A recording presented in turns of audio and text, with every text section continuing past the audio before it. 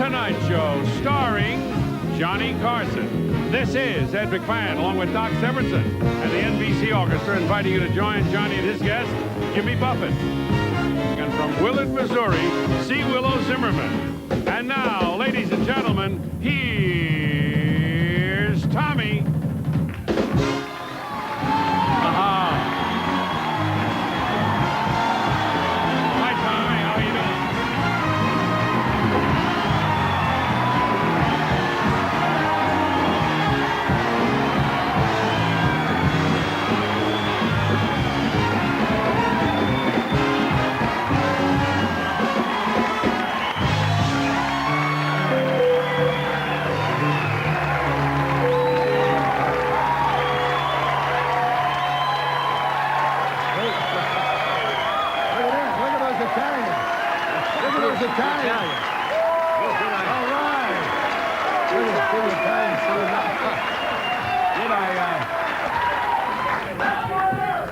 Kid, I don't know how to tell you this, kid. You haven't got the stuff tonight. I'm taking you out. Congratulations, Tommy. I'm a magnificent series. Thank you very much. We have never had a designated guest host. Does this mean I can come and guest manage Saturday, the first game of the series? Anytime you want. Anytime. The New York fans, I don't know, you just got here a few minutes ago. There's some New York fans outside that are detailing your car with a dull fork. Can you stick around after I finish the monologue and talk some baseball? Yes, sir. Thank you. Stay with us. We'll be right back.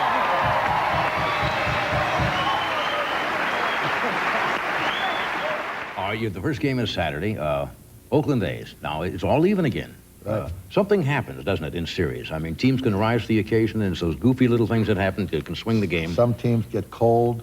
Their pitchers don't pitch well. Their batters fail to hit, like the Red Sox. Yeah. In the playoffs, they didn't hit up to their capabilities, and of course... Can your guys keep this high now through today, tomorrow, and That's my job. Up to Saturday? That's my job. How do you do it? Keep telling them. Just keep telling? Keep making them believe. Keep hollering. Keep shouting. Keep screaming. Yeah. You got to make them believe. I told them when we were 2-1, I said, let me tell you something. We need 2 more games. We're 2 yards offshore. Right. I said, I'm going to tell you a story about a guy that was in a boat, and he was 1,000 yards offshore, and the boat capsized. And he swam with all the heart and all the drive and the determination that he had, and he got 2 yards offshore, and he drowned. He should have drowned when the boat went over. But you guys are 2 yards offshore. I don't want you to drown. I want you to get up to the shore. Well, that makes sense, you know? All right. I'll tell you what. From now on, when I come out every night to do this monologue, I'm going to remember, if I don't get laughed tonight, I'm going to die. And be taken away. How about that? Look what I got. Hey, thank you. Look at this. Hey. Look at this. How about that? It's my own shirt. It's got my number in the back of it. This your own shirt? Yeah. Well, I'll try to grow into it. Yeah. Tommy says this is his own shirt. I'm going to tell you something, Johnny, very quickly. Yeah. Right now, this may not be worth much money. You can buy those in the store for a very little amount. But someday, it could be worth a lot of money, and I'll tell you why. A couple of years ago, I was speaking at a sports banquet in Baton Rouge, Louisiana. Right. And a guy walks up to the dais, and he said, Tommy, my name is Dr. Lynchler. I'm a doctor here at LSU. All my life, I've been a Dodger fan. I said, well, thank you, sir. He said, all I've ever wanted to own was a Dodger hat. I said, fine, doctor. Well, I said, a lot of people ask me, when I get back to Los Angeles, give me your hat size, I'll send you one. He said, would you do that for me? I said, yes, sir, I'll do it. He said, I'd like to do something for you. I said, hey, you don't have to do anything for me, doctor. I said, I'll send you the hat. He said, I really would like to do something for you. I said, what do you want to do for me, doctor? He said, I'd like to give you a free gallbladder operation. So if I get a free gallbladder, how much would it cost you to go to the hospital to get a free gallbladder operation? Hang on to that, you might get a triple bypass. Hey, I could... Good luck in the series. Thank you for coming. Thank you,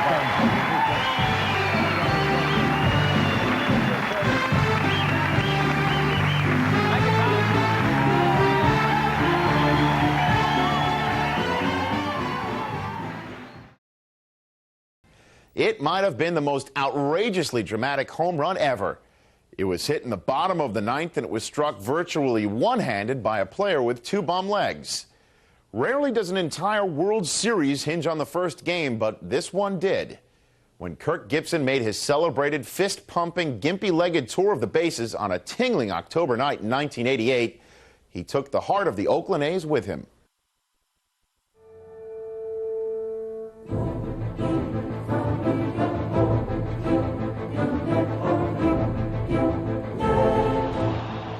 was a David and Goliath matchup between the Dodgers and the A's in '88, and the conclusion of the first game was just preposterous, implausible. And look who's coming up. You have to remember the natural was still in the public's mind at the time. And there was Kurt Gibson, who was so hurt he couldn't play, couldn't run. You talk about a roll of the dice. This is it. It took your breath away.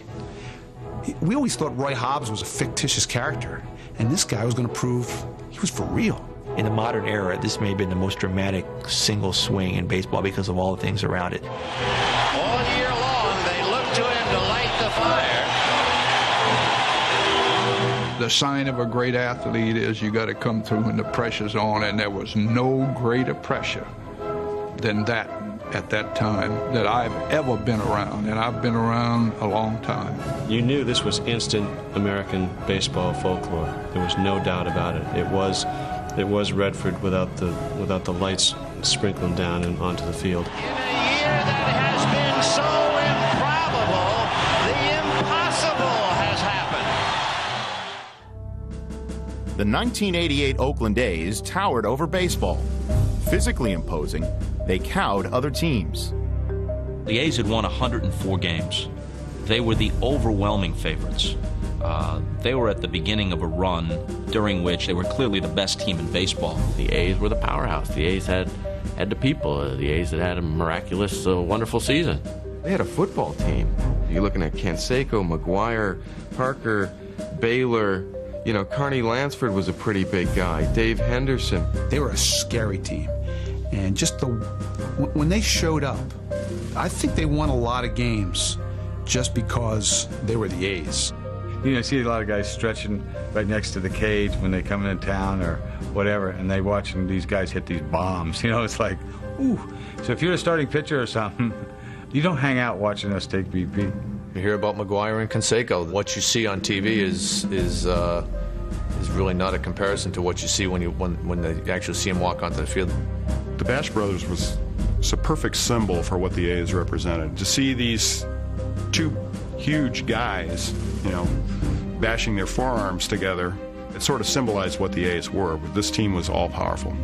I think we averaged between 4 or 5 guys, I think 6'3", 230, 235 pounds, and that was unheard of. And basically, we were the team to beat. You knew you might make a mistake or two throughout a game. You're going to as a pitcher. And you just hope you can minimize your damage because with Big Mac and Hosey, one of them are going to hit the ball a long way somewhere. To complement its oak-armed sluggers, Oakland fielded a fearsome pitching staff, spearheaded by its menacing ace Dave Stewart. Every fifth day, Stewart stared down hitters from beneath his cap before blowing them away. 1988 represented Stewart's second year in a string of 4 consecutive 20-win seasons. The intimidation factor started when we walked out on the field, and then it continued when Dave Stewart grabbed the ball. He had that devilish stare. He'd look down on you and say, "There's no way you're going to beat me." Dave Stewart will never be in the Hall of Fame because he didn't have a long career at his top. But for that 4 years that he was winning 20 games or more, he was as good as anybody I've seen. He was big and hard-muscled guy. I mean, I thought he was one of the scariest-looking guys on the mound that I'd ever seen. You talk about leaders on that team. There was no bigger leader than Dave Stewart. He was a guy that just exuded leadership, confidence. You know, he was just a tremendous presence on that team. If the A's were the team everyone feared, the 1988 Dodgers were the team nobody knew. We were picked 4th in our division that year by the, so-called baseball experts. These were not the Garvey, Say, Lopes, Baker Dodgers that everybody remembered. In an effort to inject pizzazz and passion into the Dodger blue blood, Los Angeles signed Kurt Gibson as a free agent. 4 years earlier, he won a World Series with Detroit, and Gibson, the one-time star receiver at Michigan State, brought a football mentality to the diamond. He played football on a baseball diamond because when Kurt, hit the ball in the gaps, it was like he was running a pattern because he did it so quickly and aggressively. He's a rough, hardcore type of kid. If you give him a challenge, he's going to come and take that challenge and run with it. Tommy fell in love with Kurt Gibson. I mean, he was Tommy's type of player. He was a competitive guy who was outwardly competitive. There was a ferocity about the way he approached the game. And some people may have thought that the Dodger clubhouse in that era needed that kind of jolt from somebody who not only gave it everything he had, but would get on teammates if they didn't. I knew when not to go near him. When he had that look on his face, was going to break a batting cage or whatever he was going to do. When he came into camp, I know the first couple of weeks I tried to play a prank on him. There was some eye black put on the inside part of his hat by Jesse Orozco, and Kirk went out to do his wind sprints and took his hat off to do that, and everybody started laughing at him in the close confines in Vero Beach. Gibby, being kind of stone-faced and serious about everything, was wondering what the heck's going on, and when he finally realized it, he stormed off the field. Went back in the clubhouse, told Lasorda he's going to have to get somebody else to hit third and play left. The next day, Tommy says, look, Kirk wants to make a speech here. He wants to talk to you guys. Gibson has the floor. You could hear a leaf blow. And Gibson starts reaming him out again. You know, this is why you're in last place. I'm here to win. I'll be the best teammate you ever had. You know, you're a pitcher. You want to hit a guy, hit him. If there's a fight, run out to left field. I'll kick his ass. But let's get serious. People have to understand me. We've got a long year here. I'm here to become a world champion. I want them to be able to count on me. But I can't deal with their behavior right now. Your fundamentals are bad. It says we're going to lose again. And that really set the tone because he's a commanding presence that just overwhelmed the whole team. You know, that's our team leader, period. Gibson's tenacity won his teammates over and perhaps led them to a pennant. Still, many felt they had no chance to win the 1988 World Series with the mighty A's standing in their way. I'm not being funny about this, but those two clubs don't belong in the same ballpark. I didn't want to go to New York. I said, boy, it'd be a lot nicer just to go to L.A. This would be a nice World Series. Just an hour. And you know what else I was thinking, to be honest with you? I was thinking we'll kill the Dodgers.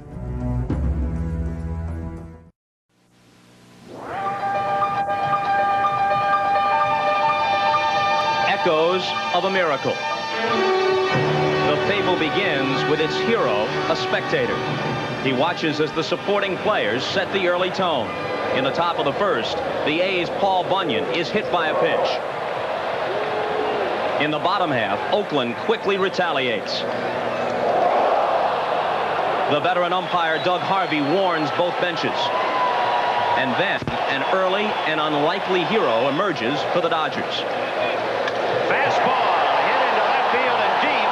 Back goes Parker, way back. It is gone. Dodger Stadium was wild, but so was Tim Belcher. He loaded the bases in the second, and Jose Canseco made him pay for it. And there's a drive to center. Back goes Shelby to the wall. It is gone. Grand slam home run for Jose Canseco. And still, the hero sat and watched as the Dodger bullpen kept it close. Canseco went down on strikes in the eighth. And now the stage was set for a replay of the final act from The Natural. Only this time, the role of Roy Hobbs would be played by Kurt Gibson, not Robert Redford.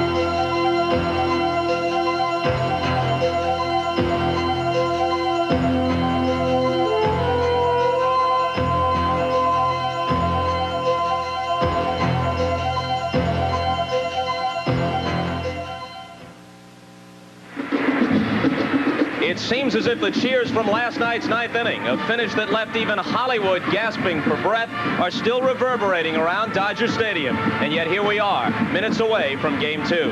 Hi, everybody. Bob Costas, and I'll be joined shortly by Marv Albert. The pitching pairing, Orel Hershiser, who won 23 during the regular season for the Dodgers and, of course, won the pennant clincher against the Mets only a few days ago. He goes tonight trying to give L.A. a 2-0 lead. He'll be opposed by Storm Davis, 16-7 for the year for Oakland. Kurt Gibson's status, same as last night. He can't start. He is available for pinch hitting duty. The lineups otherwise, besides the pitchers, are the same with one exception. Ron Hasse, rather than Terry Steinbach, will start at catcher for the Oakland A's. And now, when we come back, Marv Albert will join us, and he'll talk with the man who threw the pitch to Kurt Gibson last night and with Gibson himself as the World Series pregame show continues. NBC Sports presents the World Series, an inside look. Brought to you by Ryder. We're there at every turn. And by Michelin. Michelin, because so much is riding on your tires.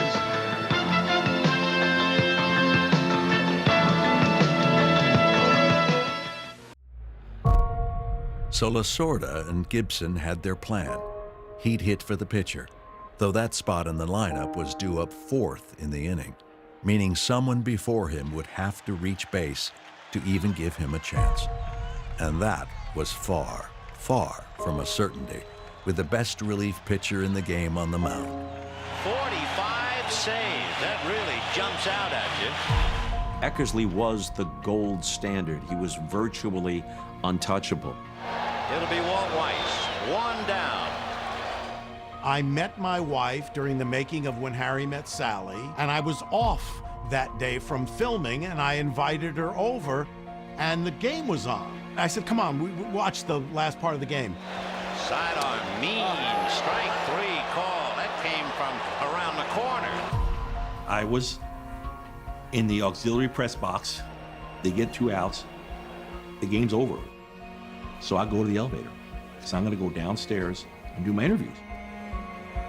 The 2 quick outs brought another pinch hitter, Mike Davis, to the plate, with the Dodgers down to their last chance, and Gibson down in the runway, desperate for just a shot. Davis was up to bat. I couldn't take it. I went out and sat on the bench. Started thinking about the 3-2 backdoor slider. It's in the scouting report. It just said 3-2 count, left-hand hitter pressure situation. You're gonna see a 3-2 backdoor slider if Eckersley gets in that situation. So the Dodgers are down to their last out. 3 balls and 1 strike to Mike Davis. I get on the elevator, and they're getting ready to close, and an older woman with a walker is walking up to the elevator. And so they said, oh, hold up, hold up. And he walked him. And as she's crossing the threshold of the elevator, I hear, now batting, Kurt Gibson. I'm like, holy sh**. And look who's coming up. He comes out on one leg. On one leg, he comes out. And with 2 out, you talk about a roll of the dice. This is it. I think everybody on our team thought Tommy was crazy. What are you doing? We got our MVP up there on one leg, maybe no legs, and he's facing Dennis Eckersley, and we're going to lose the game. So the Dodgers trying to catch lightning right now. Fouled away.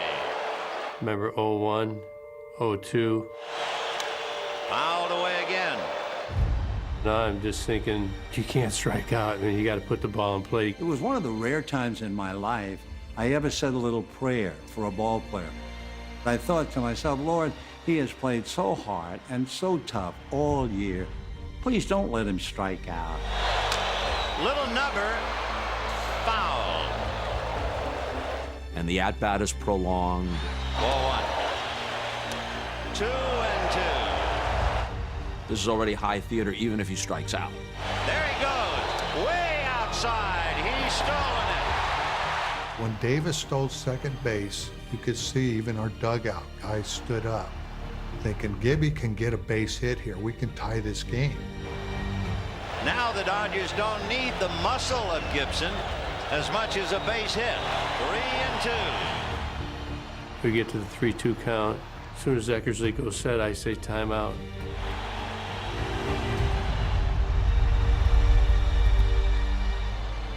I look right at Eckersley and I say, partner, sure as you're standing here breathing, you're going to see that 3-2 backdoor slider. But the game right now is at the plate. High fly ball into right field. She is gone!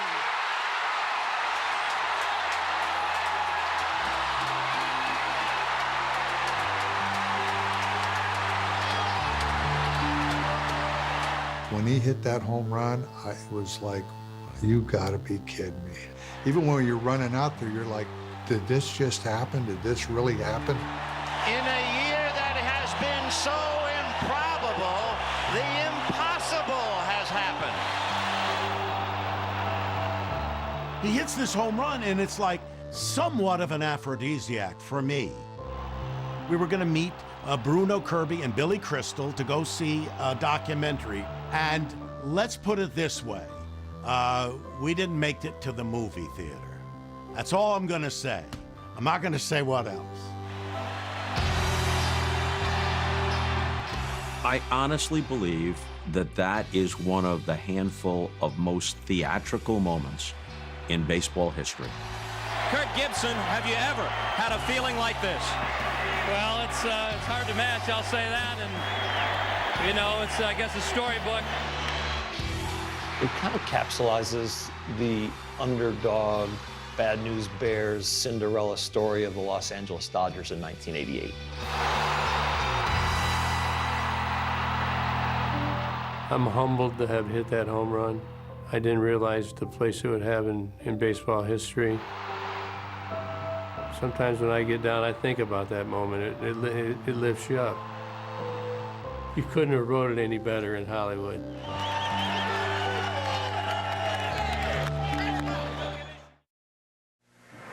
Welcome back to Dodger Stadium in Los Angeles. We close in on Game 2 of the World Series, coming off last night's classic, a true Hollywood finish, starring an ailing Kurt Gibson, who provided a highlight that will go down forever in World Series lore. Oakland Athletics. High fly ball into right field. She is gone! Above Kurt Gibson's locker in the Dodger clubhouse, a sign that says Roy Hobbs, and on several occasions, one being last night, the natural Roy Hobbs was Kurt Gibson as he pulled off the ultimate athletic fantasy. Well, it means nothing other than to me it's a fictional character that was basically created for a movie script, and what I did last night is not fictional, it's fact. Do you have a sense of the storybook ending that you brought forth last night? I'm glad I was the guy up there to do it. I've been through a lot of trials this year, and a lot of luck involved, and very fortunate. That's why I keep going up there and preparing myself the best I know how. And you know, it looks bleak. You got Dennis Eckersley out there, who's the best there is this year, and you got me, who is very handicapped at the time.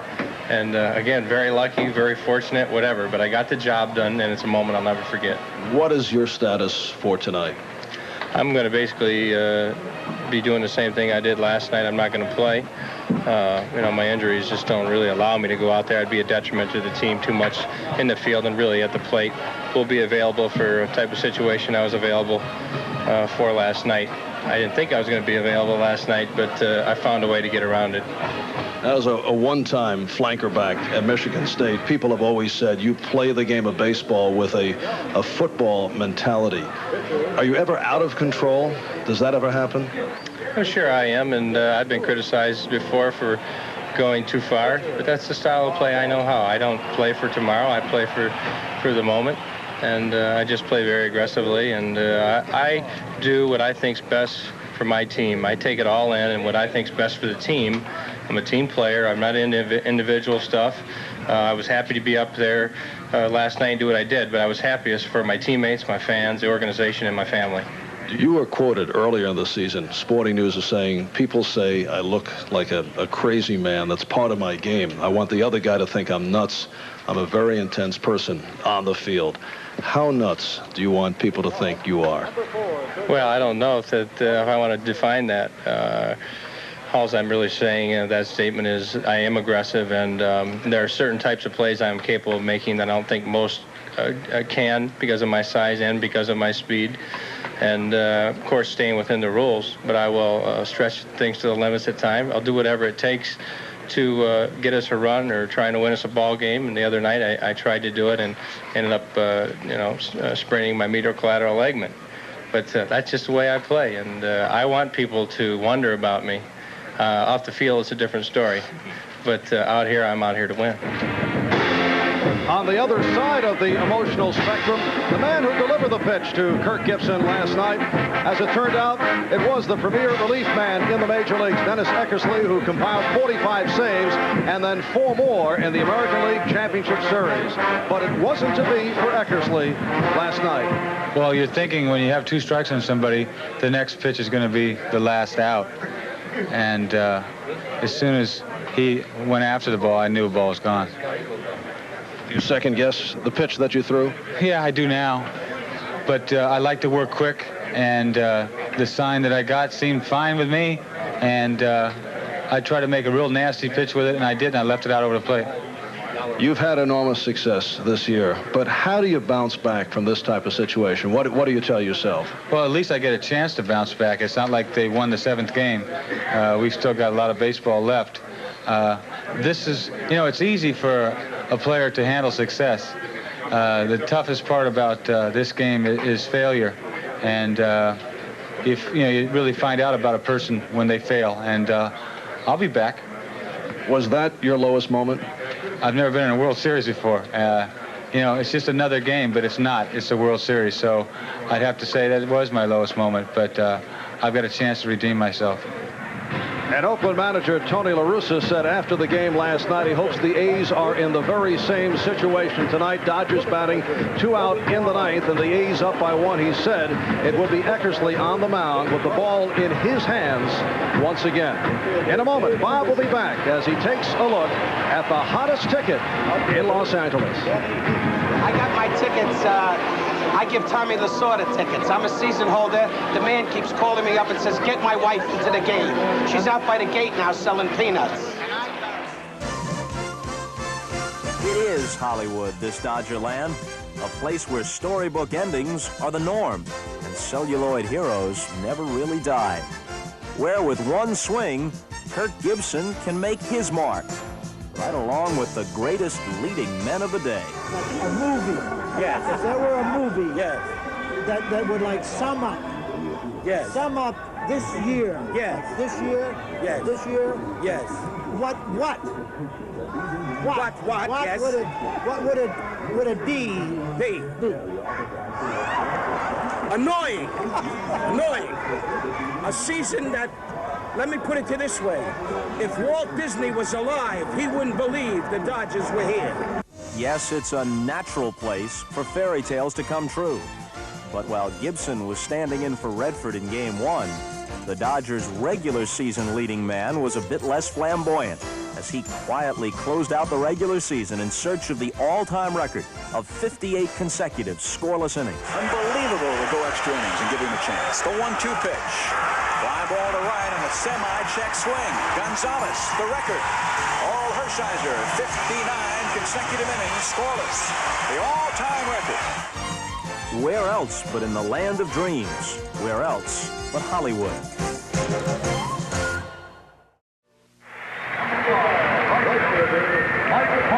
As twilight surrounds Dodger Stadium, the ballpark is rocking with cheers once again. The Dodger lineup is being introduced behind us. You know, as years go by, 5 million people or more will claim that they were here last night to see Kurt Gibson's improbable heroics.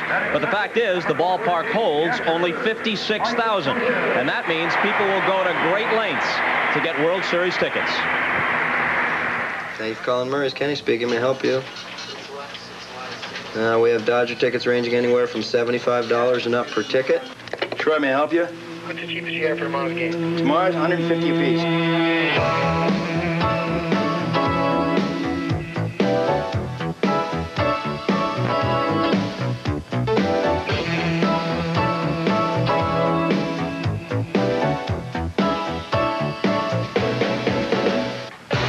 Because of the Dodgers' movie script season, demand for World Series tickets has been fierce. Single-seat prices soared to $750, leaving even the players a bit bewildered by it all.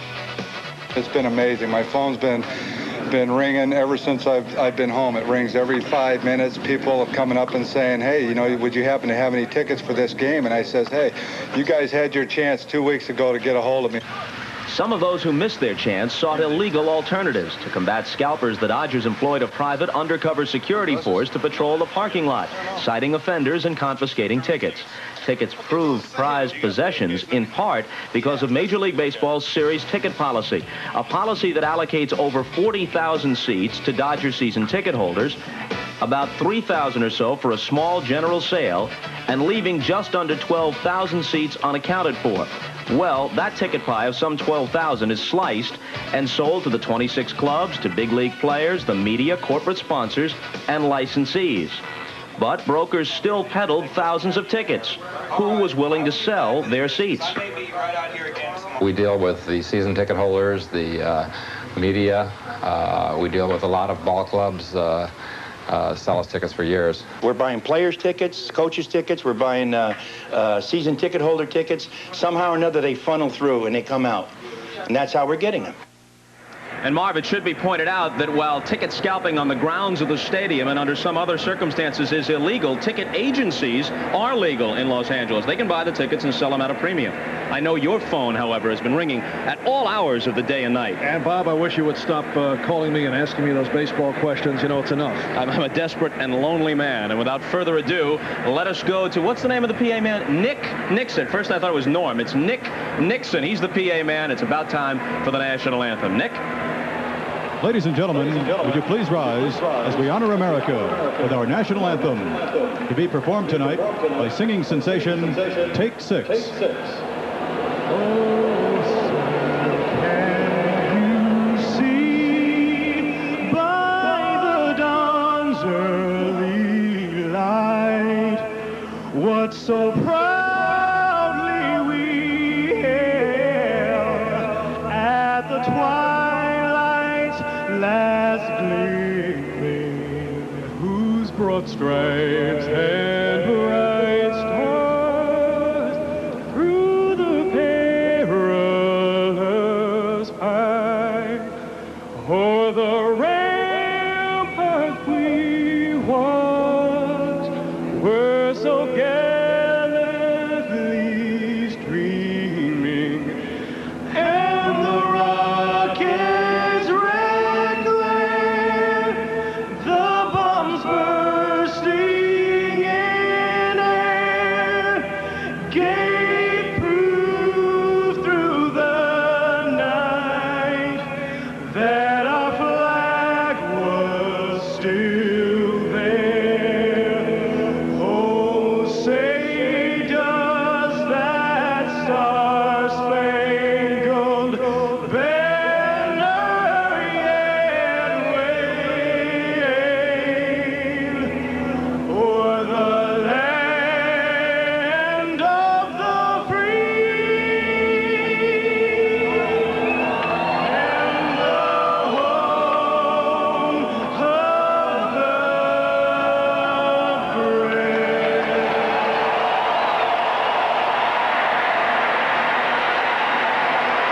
Orel Hershiser and Storm Davis are about ready to go. So too are Vin Scully and Joe Garagiola. We'll have the first pitch after we check with Garrett Utley, who has NBC News at this hour. There's a heat wave as we start the Fall Classic here in Los Angeles. Temperatures in the 90s today as we await the start of Game 2 of the 1988 World Series. Hi, everybody. I'm Vin Scully, along with Joe Garagiola, and like everybody in the United States and maybe around the world, still in shock over the home run by Kurt Gibson, had to rank up there as one of the most memorable. The one I remember until last night was Carlton Fisk in the '75 World Series, because Cardboard hit a dramatic pinch hit home run, and then Fisk comes up, and the great shot that we have of him going down the line, dancing and trying to keep it fair and all that, and the crowd reaction. But even that, I mean, in Boston, I remember how they were cheering, and John Kiley even played Onward Christian Soldiers, I believe. But last night, it was almost the same thing as far as the drama. One of the things, I guess, if you had to put a label on a home run, I would have to say the Kurt Gibson home run was the most theatrical home run I've ever seen. In other words, we looked in the dugout for him in the 9th inning. He wasn't there. Gibson had ice on his knees, and when he saw we were looking for him in the dugout, he said, "I'm coming out there." And then when he did finally walk out, the crowd goes crazy, and he hits a 3-2 two-out game-winning home run. If that isn't theatrics, as Jim Murray said, it looked like an old Warner Brothers movie. John Wayne, Rambo 5. And now we pick up again with Storm Davis and Orel Hershiser, who has been incredible, and we'll find out about Game 2. So we'll get to the starting lineups and have a lot more, all coming up right after this.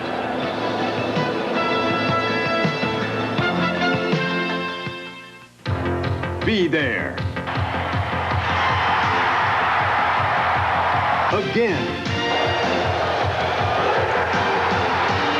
And again. The official 1988 World Series video. Relive the best of the '88 series and go behind the scenes for exclusive footage not shown on TV. To order, call 1-800-237-6700. The preceding message sponsored by NBC and Major League Baseball. The jewel at his Dodger Stadium, seated amongst the hills and the mountains. You notice the mist in the background. That is not the famous Los Angeles smog. Because of the unusual heat, the marine air comes in and they have a little collision and you get some fog. And that's what they had on the beach. You couldn't see 50 feet on the beach here today, but it is a beautiful day downtown in the area of Dodger Stadium. The Dodgers have just now taken their defensive stations, a capacity crowd of just around 56,000 in the ballpark, and in a moment we will get underway. Everyone in town, of course, still talking about the drama and the home run by Kurt Gibson, but as a professional job, that was yesterday, and they now go to work today. Here's the visiting Oakland A's, and it'll be Carney Lansford leading off at third base, with Dave Henderson in center field and Jose Canseco in right. Dave Parker will be in left field. Mark McGuire will be at first. Ron Hassey behind the plate. They also get an extra left-handed bat in the lineup. Glenn Hubbard at second. The switch hitter Walt Weiss at shortstop, and the pitcher Storm Davis. In the background, as Orel Hershiser loosens up, organist Nancy Heffley is playing a song she's been using for the last part of this year.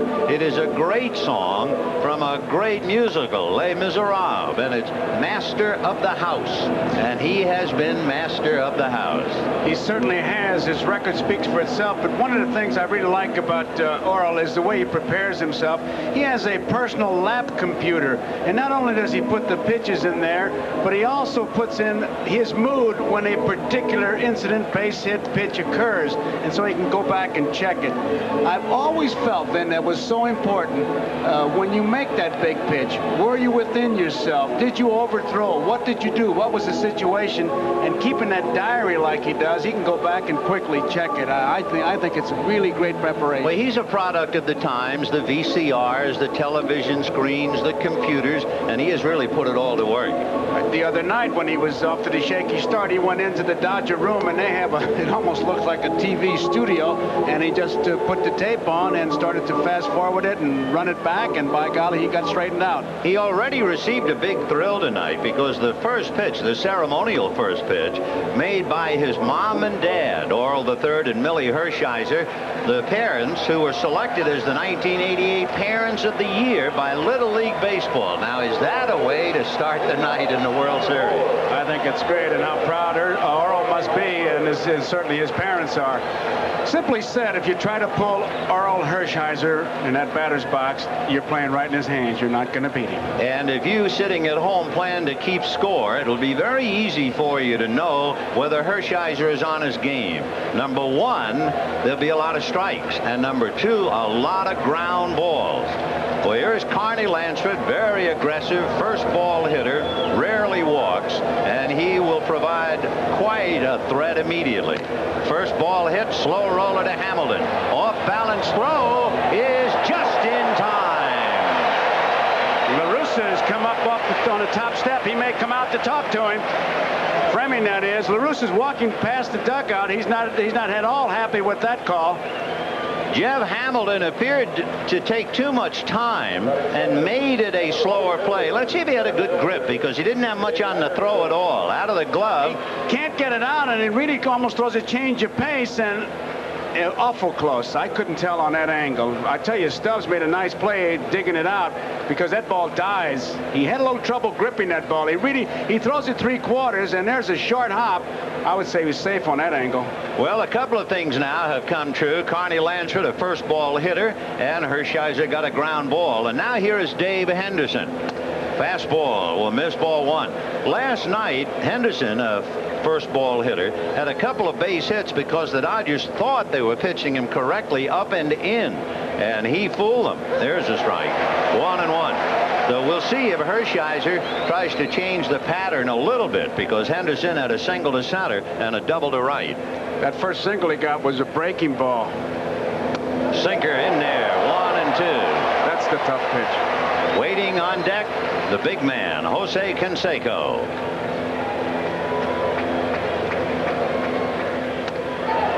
Sinker too low. That's a tough pitch for the hitter to lay off, especially with 2 strikes. Henderson showed a great deal of discipline to take that one.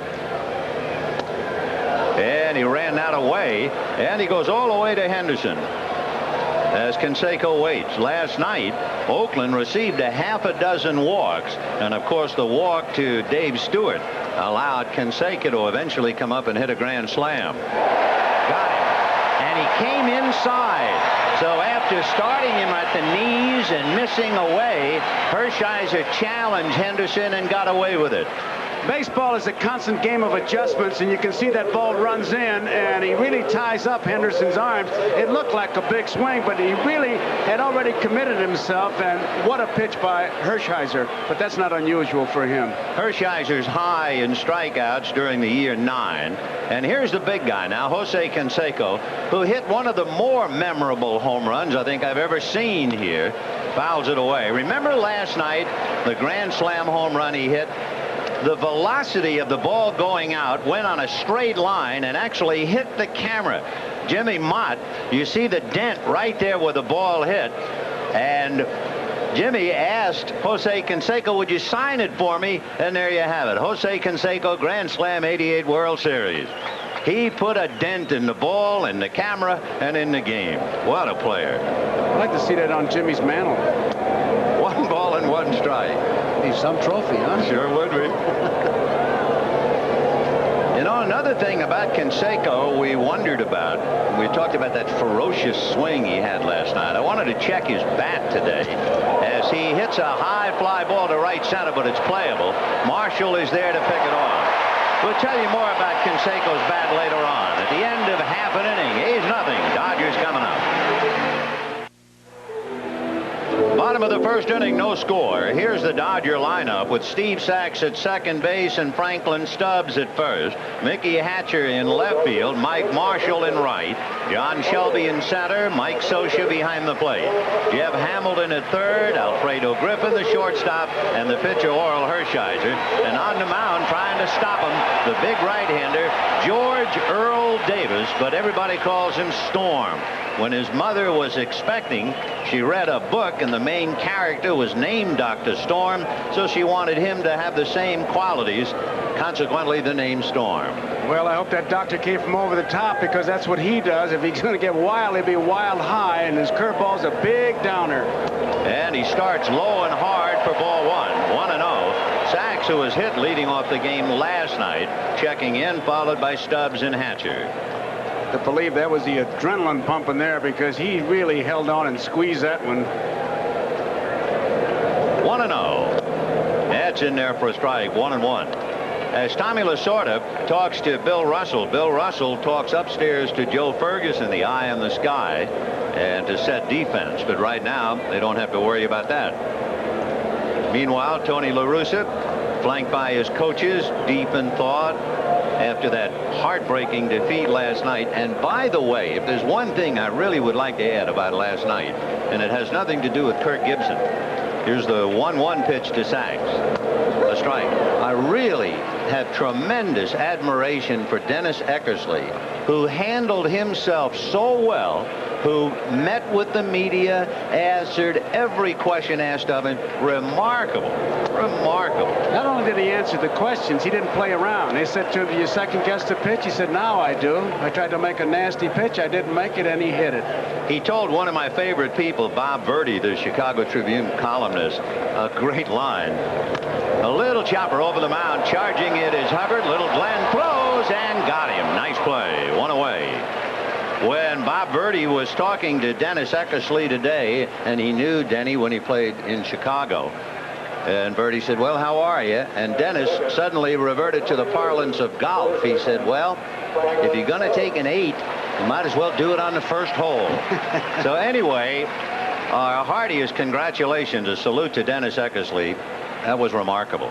How about La Russa, who said if today's game comes to the 9th inning and there are 2 outs, and Eckersley's going to have the ball if I got a 1-run lead. You can bet the house on that. Franklin Stubbs in the count 0-1. Franklin's name would be filed under the just missed category on that fly ball he hit last night. He missed by a fraction of an inch of beating Kurt Gibson to the draw. 0-2. Start to say this is a good mound for Davis because it's nice and high, and when you come over the top like that, it really gives the hitter the feeling that you're going uphill. And when he throws that big overhand curveball, which he's yet to throw, it really looks like an even bigger break. Fastball away, 1-2. And the other thing that the slope of this mound will do, it will make you follow through because you have to go down. Fall down, sure. Dwight Gooden has said it's his favorite mound in the league. Fastball popped in the air, foul off third and going out of play. You know, talking about the human side of a man, Storm Davis had so many problems in finding his own identity. When he went to Baltimore, I think everybody expected him to be another Jim Palmer. In fact, he even tried to copy, emulate, imitate Palmer, and it just wasn't right. And then when he went to San Diego, he and Larry Bowa didn't get along at all. In fact, Bowa put the put-down line of all time on Storm Davis. The Padres with the SD on their cap for San Diego, and Bowa said, "Davis thinks the initials on the cap mean Storm Davis." High fly ball to left field. Dave Parker, who hadn't been playing out there since June, makes the play. Storm Davis is one of those guys, too, that lives under a cloud, let's call it that. Unlimited potential. The 2 worst words in the English language. Here's Mickey Hatcher, and he's symbolic of this Dodger club. And here's the scouting report. Now, we've asked one manager, who will have to remain nameless, a couple scouts, and they said, "Now, don't use my name." That is about as accurate as it gets. And a one-hopper off the glove of Carney Lansford and on out into left field. So Hatcher, a big turn, and now gets back. The thing about Hatcher, the crowd identifies with him because he is every man. He is awkward. He does nothing beautiful about his game, and everyone relates to him, which is why he's such a crowd favorite. Lansford was saying that the ground is very rough there. Ron Say was here, and they were talking about it, and Say said, "You should have played here when we had to crush brick." And Lansford said, "Well, we had that in Anaheim," but he said, "This is no picnic, especially if you got a third baseman who digs around there all the time." And Carney's had himself a time out there. So Hatcher at first with 2 out, and he certainly doesn't figure to do very much running. He never stole a base, nor was he involved in a stolen base. And with 2 out and the club's leading RBI man, Marshall at the plate, Hatcher figures to be pretty stationary at first base. And he's tough when he gets ahead of the pitcher, hitting .377 with 16 home runs when he's ahead. That's in there, and the count 1-1. It is a very bright, shiny day The sun splashed again all over the hills, and it's one of those days where you see mountains back of mountains, and the lights have not taken effect, although the field itself is in shade. It should be a little tough to get any kind of a jump on a good fastball on the hands and hit right into the Dodger dugout. And it almost hit Tim Cruz, who's had bad luck anyway since he was not eligible for the playoffs or the World Series. You know, Marshall hitting .377 with 16 home runs ahead of the count. It tells you something. He hits .212 with 4 home runs when he's behind because he's such a free swinger chasing the bad ball. 1 ball and 2 strikes. Half swing. They look at Bruce Fleming. No swing. It'll give us a moment. Derwood Merrill of the American League behind the plate. Bruce Fleming of the National at first. Darrell Cousins of the American at second. Jerry Crawford of the National at third. With Doug Harvey on the line in right. And Larry McCoy of the American League on the line in left. And that big overhand breaking ball low. Ball 3. That's the big downer is the way they refer to it. In the old neighborhood, that's the one we used to call the drop. Remember the drop? That was it right there. Overhand curveball. 3-2 the count of Mike Marshall with 2 down. Hatcher going on the pitch. Mickey goes. Fastball got him. He foul tipped it, and Ron Hasse held on to it. No runs, a hit, a man left. At the end of an inning, no score. We go to the second inning, no score. Dave Parker, Mark McGwire, and Ron Hasse against Orel Hershiser. So the Cobra checks in a starting role for the second game in a row and hammers it to center for a base hit. Vin, if there would be one thing, if you were scouting or giving a report on the Oakland A's, I think you would emphasize most of them are first ball, fastball hitters. They really jump on it. Lansford, Henderson, Parker, all jumping on the first one. And the other thing that's consistent is specifically about Parker. He seems to be a much better hitter when he starts rather than the DH. So he's happy in his role so far. Here's Mark McGwire. He's basically an uppercutter in what we have seen of him. So if you get the ball in his wheelhouse, he will hit a towering home run. So the Dodgers will probably try to keep the ball up on him, even though Hershiser's stock in trade is to keep the ball down. Ground ball to Griffin. He feeds Sachs. He goes to Stubbs. Double play. And Parker did his best to try to take Sachs out of the play, and Sachs just jumped straight up in the air. And I'll tell you, that's quite a feat when you stop to think who's coming down. Dave Parker. Watch him when he makes the pivot. Now Parker is coming. There he goes. The 515 goes right by him.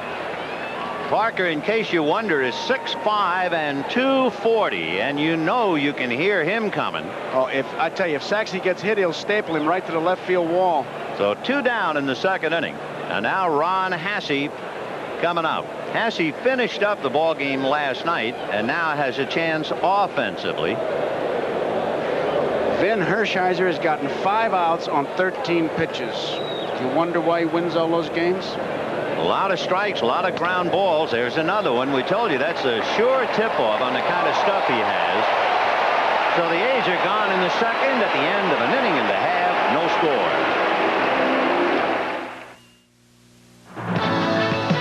The 1988 World Series is brought to you by your Toyota dealer. Whatever car or truck you choose, you'll love the quality. Who could ask for anything more?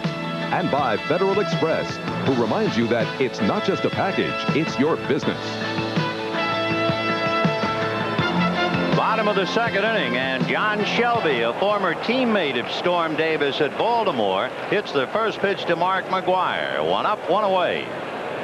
Well, I have to believe, Vin, when you throw a curveball that big on the first pitch, even though he didn't get a base hit, Shelby was certainly looking for it, because that was a big downer. I was wondering, and I've never had the experience, and of course you have, what it must be like to play in a World Series, big crowd, national television, and how you ever learn to relax. And I found out a somewhat interesting thing about Storm Davis. Storm Davis relearned a breathing technique from his pregnant wife's Lamaze class, and he uses that to relax on the mound. Foul ball. Well, when you get right down to it, that is far more important than the World Series game. Sure. it certainly would help him. So now we know of two things. We know Storm Davis has the breathing he learned from the Lamars, and Brian Holton sings when he loosens up. 0-2 the count. 1 out, second inning, no score. I mean, I tighten up selecting a blue tie, so I don't know how they ever survive this kind of tension. Lasorda, hitting instructor Ben Hines. And by the way, both clubs very, very loose today. In fact, they were both kind of, as you look at last night's one of many heroes, looking at casually at football games on television, hollering, and you would think it was just another day in the ballpark, but that's 5 hours ago. I tell you, I just can't comprehend what he went through this morning when he woke up and realized what he had done last night. He took hitting early today. In other words, he took live hitting in the batting cage, not against a machine. And after taking live hitting at 1 o'clock, he still said, I can't play. He talked like he was going to be in a trainer's room for most of the game, like last night, but here he is on the bench. 2 balls and 2 strikes to Mike Scioscia. In on the hands to blow him away. $1 million pitch against a guy who doesn't strike out. You see Hassey move right in on him, and Storm Davis really hit the target. Hassey's kind of like his private catcher, and it is a big asset when the catcher and the pitcher work so closely. Look at Hassey move right in there and watch that ball. I mean, it is right in the glove, just absolutely dead perfect. Even if Mike hits that ball, he's just going to have a handful of toothpicks. Perfect pitch. Davis is not a strikeout pitcher. His high 7. He did that 3 times, but all 3 times he struck out 7 was in the first half of the season. Here's Jeff Hamilton. Ball 1. Hamilton last night 0 for 4, struck out twice, came up in a big spot in the 6th inning and was jammed, cracked his bat and hit into a double play. So it was all part of the educational experience. Ground ball to the hole, deep in the hole, backhanded by Weiss, off balance throw, got him. What a play! What a major league play to get that much on that throw while he's in midair. Walt Weiss, an outstanding play, and it's no score. Walt Weiss, who just made that sensational play coming up, watch this play and count the steps that he has to use to get to it. 1, 2, 3, 4, 5, 6, 7. In midair, he has to control his body and get something on it, and he gets him in plenty of time. Perfect body control, and he had to really cover a lot of ground. 7 steps is a lot. When you talk about making a play in a hole, that's the page you would turn to. Well, you can understand, number 1, why they could trade away Alfredo Griffin. You can certainly understand why he is an outstanding candidate for Rookie of the Year. Boy, can he pick it. It'll be Hubbard, Weiss, and Storm Davis. Vin, I always marvel at those guys who can get in midair and control their body and get enough on the throw. Usually they'll throw big infield flies over there. That ball had pretty much on it.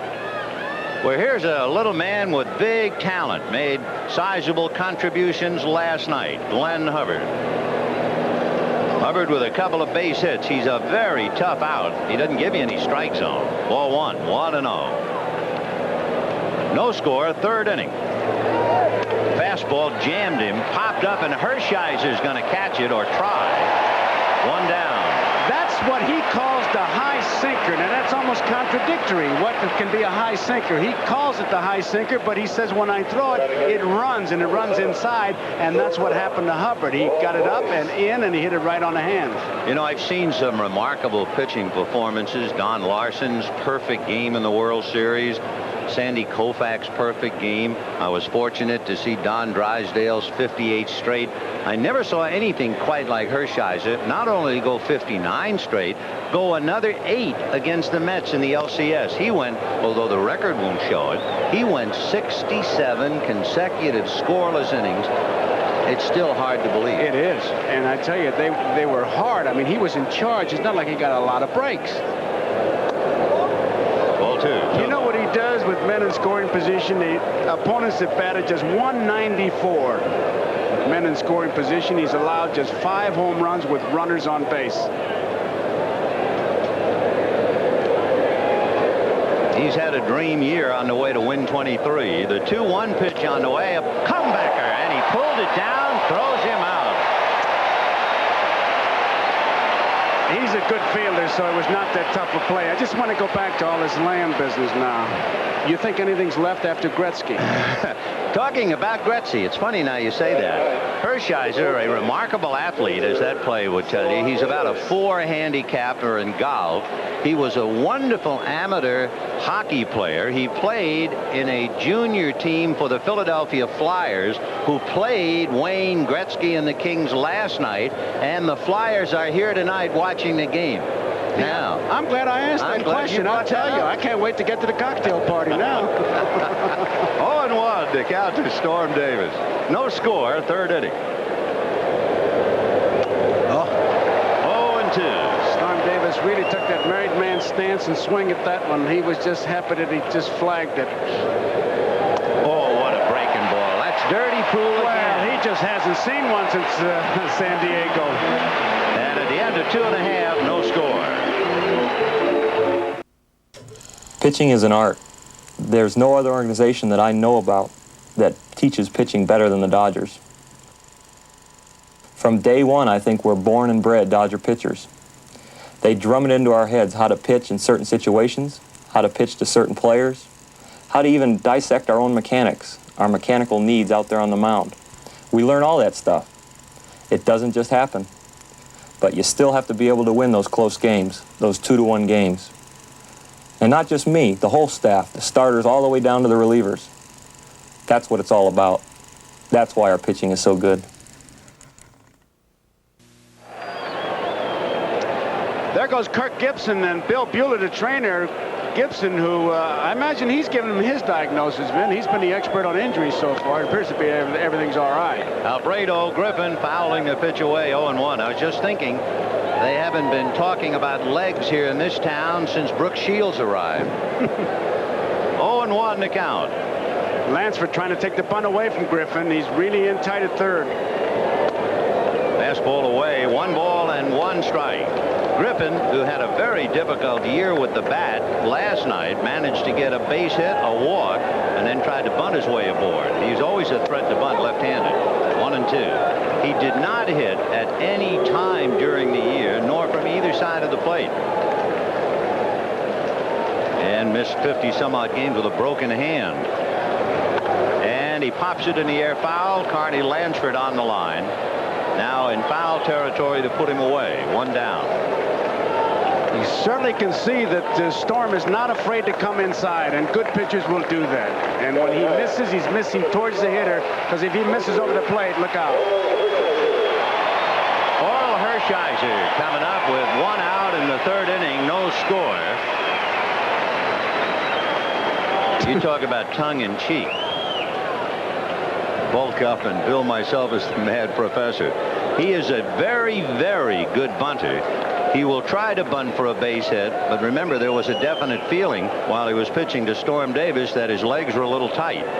1-0. He showed bunt again, ball 2. The other thing he does well, he pulls the third baseman in by shortening up, and then he'll take a hack at it by faking bunt and just chopping down on it. There it is. He faked the bunt, he pulls him in. Casey used to call that the old butcher boy. Give it to butcher boy. Hard breaking ball, a slider missed, ball 3. Wouldn't you love to hear Casey try to define quality pitch, backdoor sliders, and all the new terms we have? 3-2 the count. La Russa now watching Storm Davis, and there's a base hit to center. He faked the bunt and does it again. Well, he's a handy man with the bat. And after having had 11 during the year, it's really not a surprise to see him single to center. Now, of course, we'll see if he's asked to run and what effect that might have on his legs.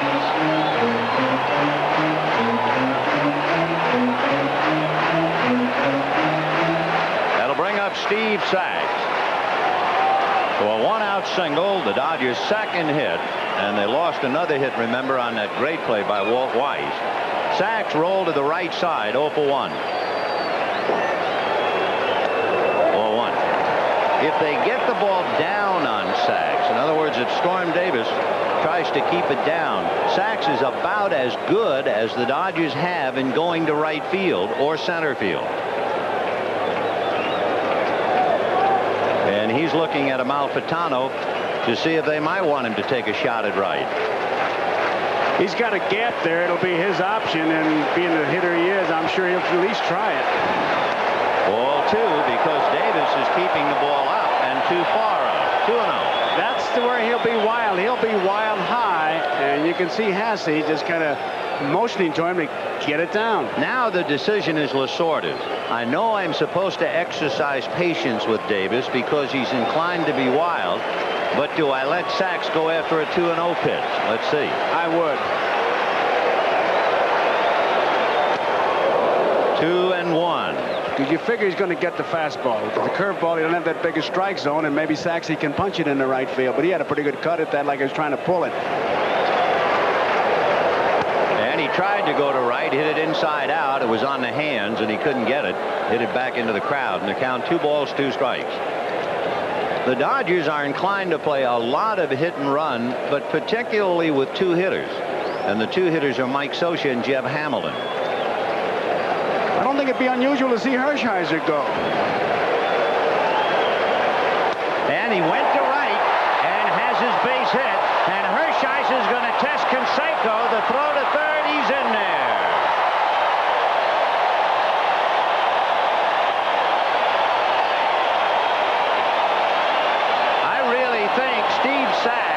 Is as good a right-hand hitter to go to right field as I've seen in years.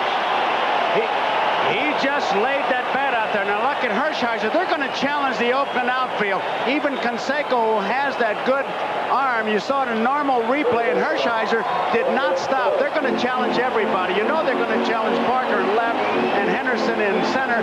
Maybe a little bit of doubt with Canseco, but in the playoffs he did not throw that well, and the Dodgers are going to challenge him. Now here's another interesting decision for Lasorda. You have a feast or famine hitter. Franklin Stubbs is a fly ball hitter who strikes out a lot. A strike.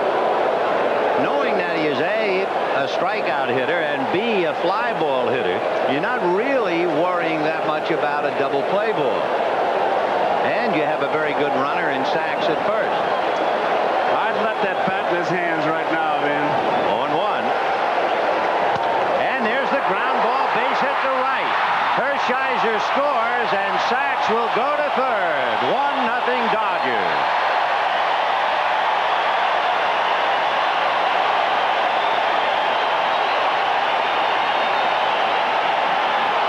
And there was the very reason, as you see Sachs talking to Amalfitano, with McGuire holding the runner on a big hole, and Stubbs was able to pull it through there. Big play. He did not hit that ball that hard, but in a perfect spot. Time for the moment. They're going to try and calm down Storm Davis a little bit.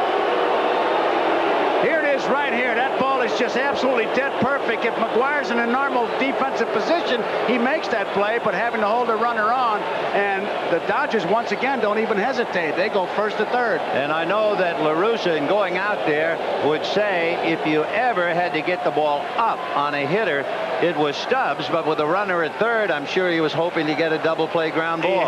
He was trapped. He was really handcuffed, because if he gets the ball up, he gets the fly ball, the run is in. If he gets the ground ball at the second base, got the double play. And Tony La Russa, meanwhile, having counseled Storm Davis, goes back into the dugout. And here's a guy that uses the entire field and puts the ball in play, so you're liable to see anything now. Hatcher 1-for-1, singled in the first inning to left field.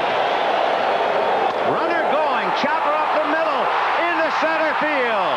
Sachs will score, Stubbs to third, in there, down to second, Hatcher.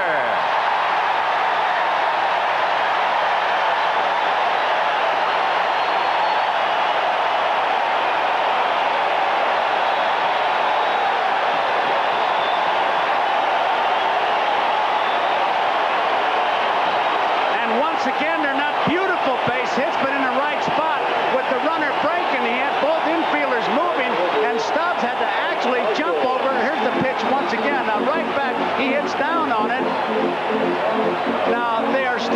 challenging everybody. Even though Stubbs had a little trouble getting around second base, he went on over to third. Walt Weiss came within inches of at least keeping the ball on the field and maybe even scrambling for a forced play at second, but the ball just eluded him. So Mike Marshall, who is the big RBI man, but also inclined to strike out, up there with the infield out. Strike. Stubbs at third. Hatcher at second. 4 consecutive hits for 2 runs. Last night, you might remember, the Dodgers had 3 consecutive hits. And you look at him. Hershiser with 2 strikes, fakes a bunt, hits it up the middle. Sachs punches it to right. Stubbs squips one through. Fastball fouled away, and right away, Marshall is in trouble. No balls, 2 strikes. Watch this bouncer up the middle, and especially watch Walt Weiss. Watch his swing. He swung down. He was going to make sure he got it down. Now Weiss, it goes by him. Now watch Stubbs. He has to jump over him, land on the bag, and he challenges Henderson. I mean, when you got the infield moving like that, look at him out Patano making sure he got down, because they're going to go from first to third all day long. Fouled away. Good pitch down and in. Tough pitch to handle. And Marshall fortunate to get a piece of it. Here is Stubbs now. You'll see Weiss a head-first dive. Just missed it. And then Franklin hurdling him to go to third. And watching the play all the way, it was a hit-and-run play. And when he jumps over Weiss, he lands on the bag. 0-2. High fly ball into deep left field. Back goes Parker on the track at the wall. Gone!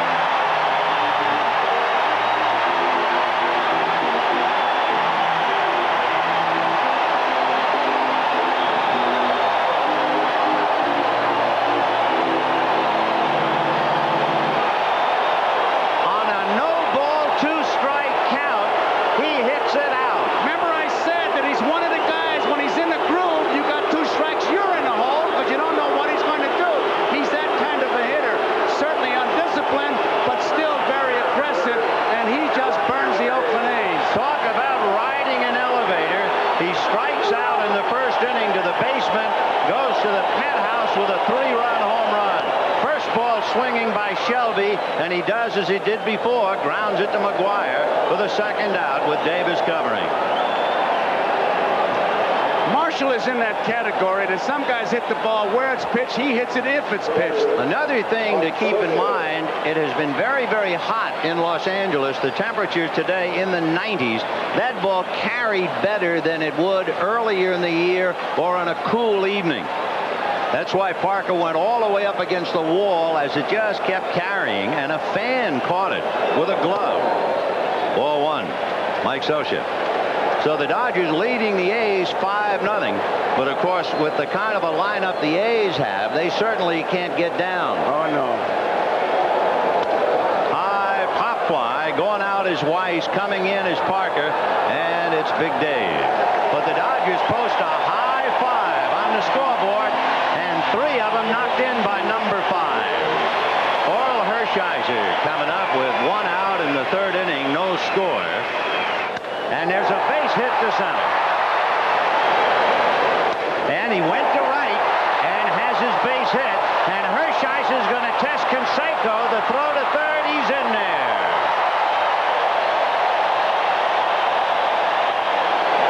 And there's the ground ball, base hit to right. Hershiser scores, and Sachs will go to third. 1-0 Dodgers.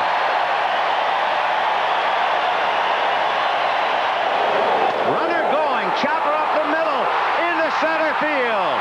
Sachs will score, Stubbs to third, in there, down to second, Hatcher.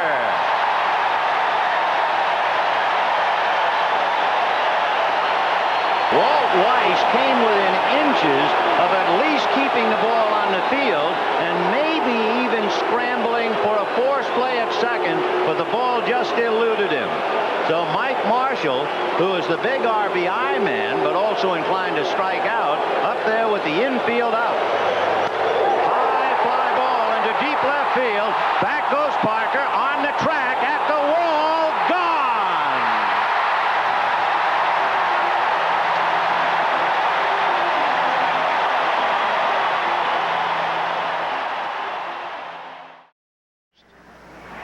The Dodgers and Giants have always been a model of intimacy, and nothing brought them closer together than a recent night in Candlestick Park when a 10th-inning game-winning homer by Mike Marshall prompted the latest chat. Mike Marshall's running around the bases yelling at someone. Oh, he's yelling at Roger Craig because he walked Pedro. Look at that. Well, people do not forget those types of things. That's exactly right. You put it in your memory bank, and the rest takes care of itself. 1 year ago, Mike Marshall hit a home run against the San Francisco Giants, and he was upset with the opposition, and he gestured to the bench. He has regretted that since the day it happened. You will notice now that on a home run, he will not show even the slightest bit of emotion. Meanwhile, the runners are just the other way around. Look at Stubbs. Jerry Crawford ready to call if the ball is caught. Lasorda, very conservative, of course. Yay! He jumps up. And, of course, Mickey Hatcher, every day to him is New Year's Eve or Christmas morning. I mean, he doesn't have a bad day, this fella. So it is an interesting string of numbers. The Dodgers score 5. Number 55 on the mound, and number 5, Mike Marshall, had a lot to do with it. And now the A's, undaunted, try to come back, and certainly they have the firepower to do it. This is a ball club that scored 800 runs during the regular year. Lansford, Henderson, and Canseco. 2 balls and no strike. Hershiser has been very effective inside. He's been jamming the hitters. You got Lansford, Henderson, and Parker. That was the pitch of decision, the out pitch on those 3 fellas the first time around. In there, 2-1. In all of his at-bats this year, Lansford only walked 35 times. So you know you have a very aggressive hitter here.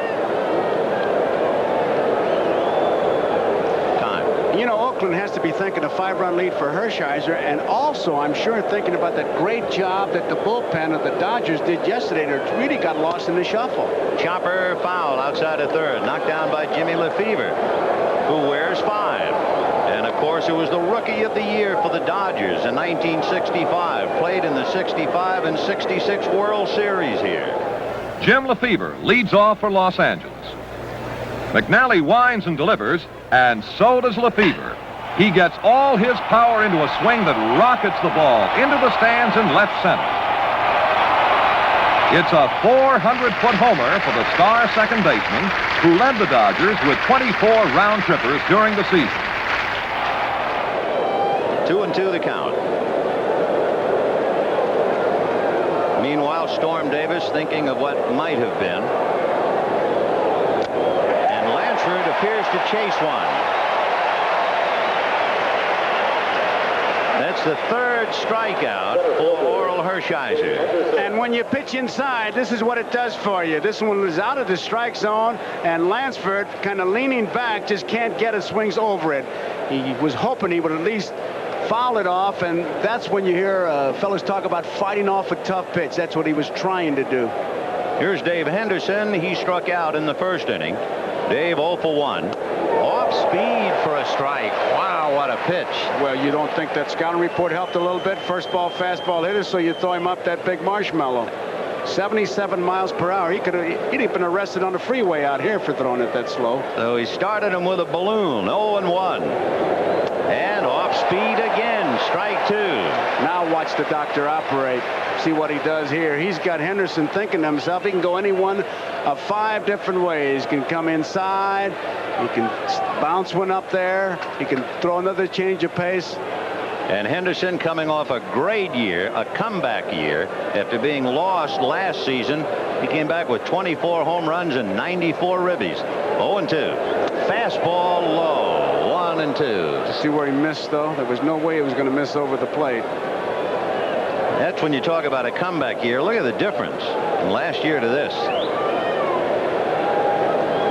Breaking ball, got him swinging. 3 consecutive strikeouts for Hershiser. 4 strikeouts in the game, and we have 2 out in the 4th inning, and now here comes the guy who makes the earth shake.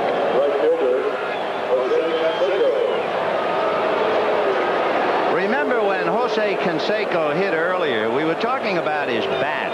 He's such a big guy, and you wonder what kind of a bat does he use as far as size and weight. He is 6'3" and 230. He swings a 36-inch, 36-ounce bat. Now that's pretty big. But I did a little survey, and for instance, Bob Watson, who was the hitting coach for the Oakland A's, Bob had a 38-inch, 40-ounce bat, like a telephone pole, in there. Some others who had heavy bats, Dick Allen had a 40-ounce bat. Roberto Clemente had a 38-inch, 38-ounce bat, and little Matty Alou swung a 40-ounce bat. Yeah, but Alou just let the ball hit the bat and run. Foul back. I'll tell you about his bat, too, Ben. The first guy I ever saw do that was Musial. Musial would shave down the handle. He has the bat boy shaved down the handle. All the weight is in Canseco's, the barrel of Canseco's bat. Very thin handle. And look at the size of that. Now, there are housing developments that don't weigh that much. That's the defensive front five. 1-2 the count to Jose Canseco. Baylor is the midget in that group. Another fella I understand, Kevin McReynolds, the New York Mets. His bat is 38 ounces. Boy, you got to be strong to swing that kind of thing all summer. Well, that's when they talk about explosive strength that Canseco has. 1-2. Behind him, off speed to the backstop. That's not a pitch for intimidation. You can see Canseco laughed. It was just an off-speed slip. That's like the bar of soap in the shower slipping out. Look where Soche is. And I mean, he doesn't miss that much. And Canseco has to laugh at that one. 2 balls and 2 strikes. Half swing, got him. He strikes out the side. 4 consecutive strikeouts and 5 in the game. Woodman, spare that tree. That is Canseco's bat, and the youngster working on it, the bat boy, to thin that handle down. Of course, somebody's always got to agitate. Is there a satanic conspiracy in this country? Sound ridiculous? That's a very tight bench, isn't it? We were talking before about the Oakland A's having the firepower to come back, trailing the Dodgers 5-0. They came back, you remember, when it appeared as if they were buried by the Red Sox. Meanwhile, Jeff Hamilton, Alfredo Griffin, Orel Hershiser, roller up the middle, and there's Weiss on it behind the bag to get him.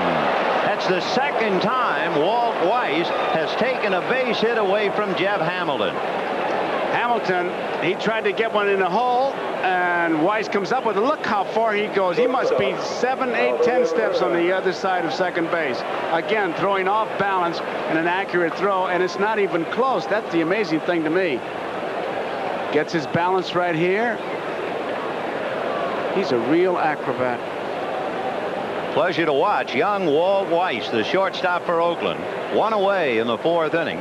And Alfredo Griffin, who fouled out in the 3rd, coming up. 5 runs, 6 hits for the Dodgers. No runs, 1 hit for the A's. It was a leadoff single by Dave Parker in the 2nd inning. There's the scouting report. Fastball's up. Best bunter on team certainly will bunt for the base hit. Either way, push it or drag it. I think that the first words of that scouting report, it's like an albatross around your neck. Very slow bat. Well, that last time up, you remember he just was hoping that hope swing. That's a slow bat. 0-2 the count. Ground ball, slow batter, no, and it is smothered by Hubbard, who can't make a play. Gee, another great effort by up-the-middle players. First by Weiss. Hubbard made a great stop and just couldn't recover. He gets a good break on it. He has to go down, and right there, he thinks he's got control of it, but he really doesn't. Almost like he took a peek to see where he was. I don't know. Now, he's got it here. Yeah, he took a peek, and that's what cost him. So Griffin at first with 1 out. Here is Hershiser. As good a bunter as there is in the team. Not a bad hitter. You saw him single to ignite the 5-run 3rd. And he bunts foul. 0-1. But again, remember now that fake bunt, he got the base hit the last time on that, but they want to be sure to get it over. But I would not be surprised to see him do it again because he's so good at it. Amalfitano has flashed his sign. Griffin was not a base-stealing threat. He stole 7, but he was caught 5 times. I think he's going to do it because he's showing it so early. He's going to fake the bunt and swing. Look how early he's showing that bunt. I wouldn't believe him. Now he's going to double check. Probably took it off. Now I said, okay, you tipped it off, we'll make you bunt. I'd look for straight bunt. But look how early I tell you, he put you in a tough spot. And fouled away. So one of the better bunters, tied with Rick Russell, as you saw, in the National League. And Storm Davis has him 0 balls, 2 strikes. I'd let him use the same play he used the last time. Fake the bunt and swing. Because he gets the bat on the ball, and Griffin has good speed. What you want to do, of course, is stay away from that double play. There it is. And it's away, ball 1. 1 and 2. First guy I ever saw do that, man, was Murray Dixon. Oh, sure. He could handle that bat, and he would do that all the time. Boy, it's a great plus. It is. Only in the National League. Yeah. You can't buy a ticket on a ride in the American League. Oh, had him starting to walk. That was kind of an indication that Griffin was going to go. And Hershiser's scoring around. I don't think he's going to bunt. I think he's showing bunt and is going to swing because he's too good at it to bunt. Griffin is gone, and the pitch is slapped down the line. Fair ball. Griffin is being waved in. Canseco is going to relay to McGuire, and it's over his head. The run scores on a double by Orel Hershiser with 2 strikes. And he fakes the bunt, and once again they challenge the best arm in the outfield. Amalfitano didn't hesitate, had Griffin coming all the way, and once the relay missed McGuire, it was an easy play for Griffin to score.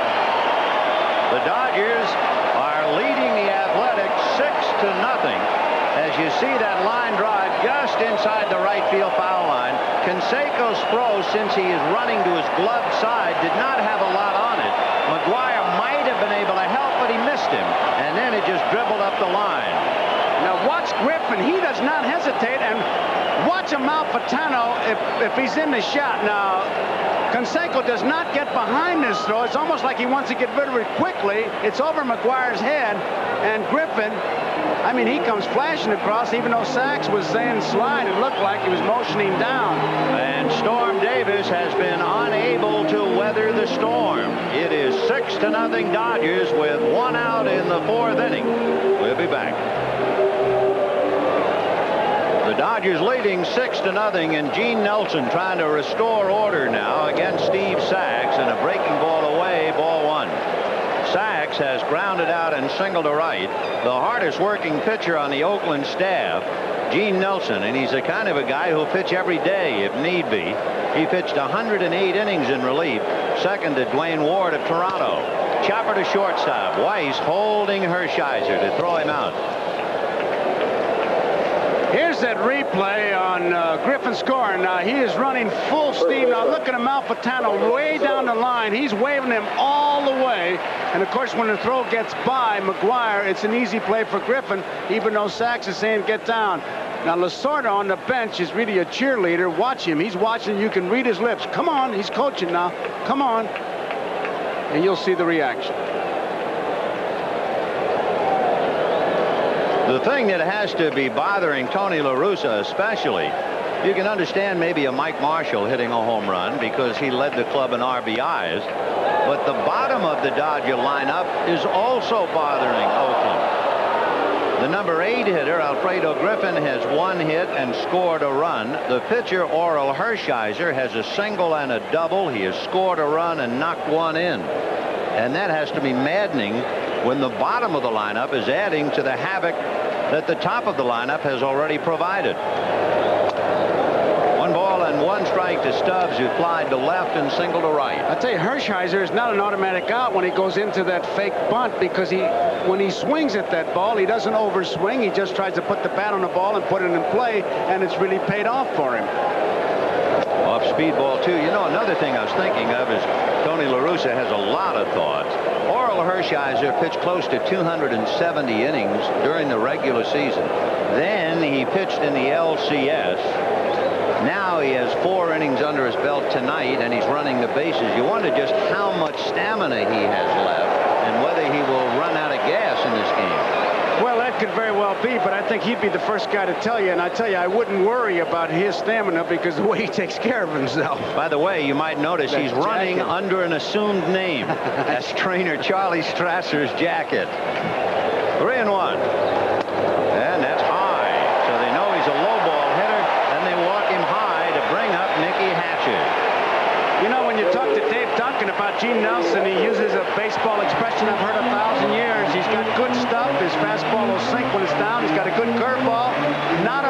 throw strikes, although he just walked Stubbs here.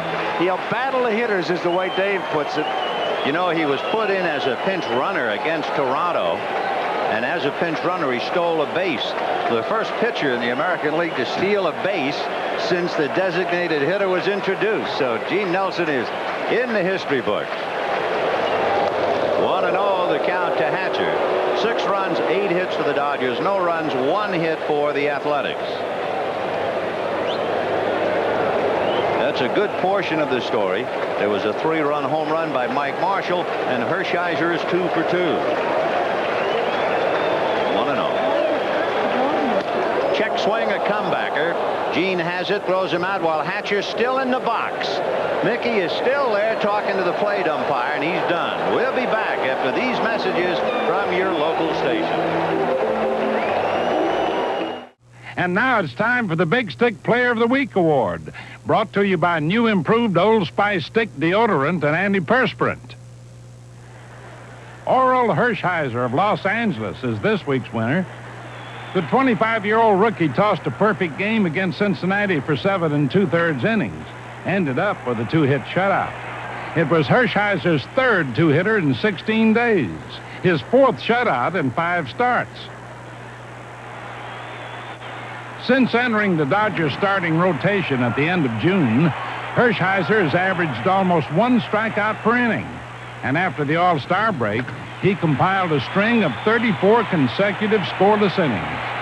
The win over Cincinnati raised his record to 7-4 and lowered his ERA to 2.70.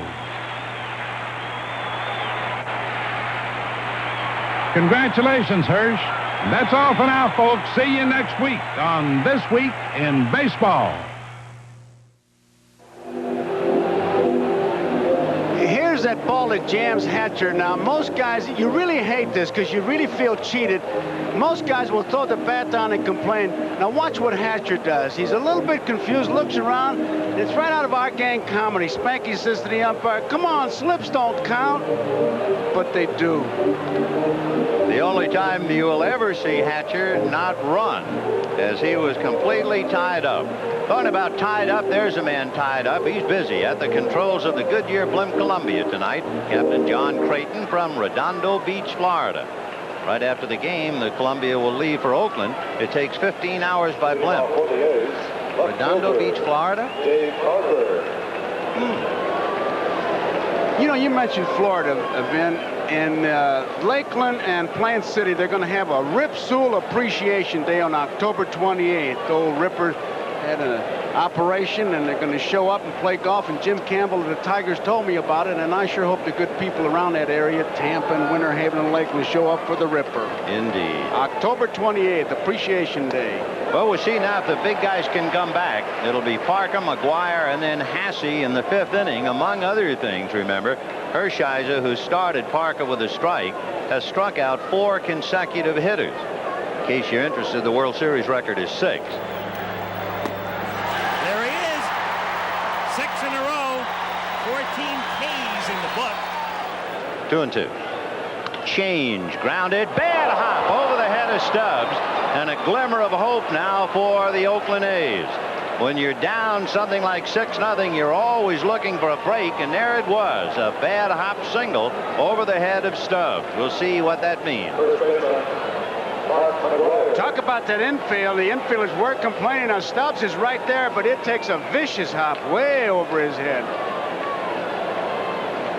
So Dave Parker on a kangaroo bounce into right field is 2 for 2. And the batter is Mark McGuire, who grounded into a double play in the 2nd inning. No balls, 1 strike. Dead low ball hitter. Big chopper into the hole. Backhanded by Griffin to Sachs for 1 to Stubbs. Double play.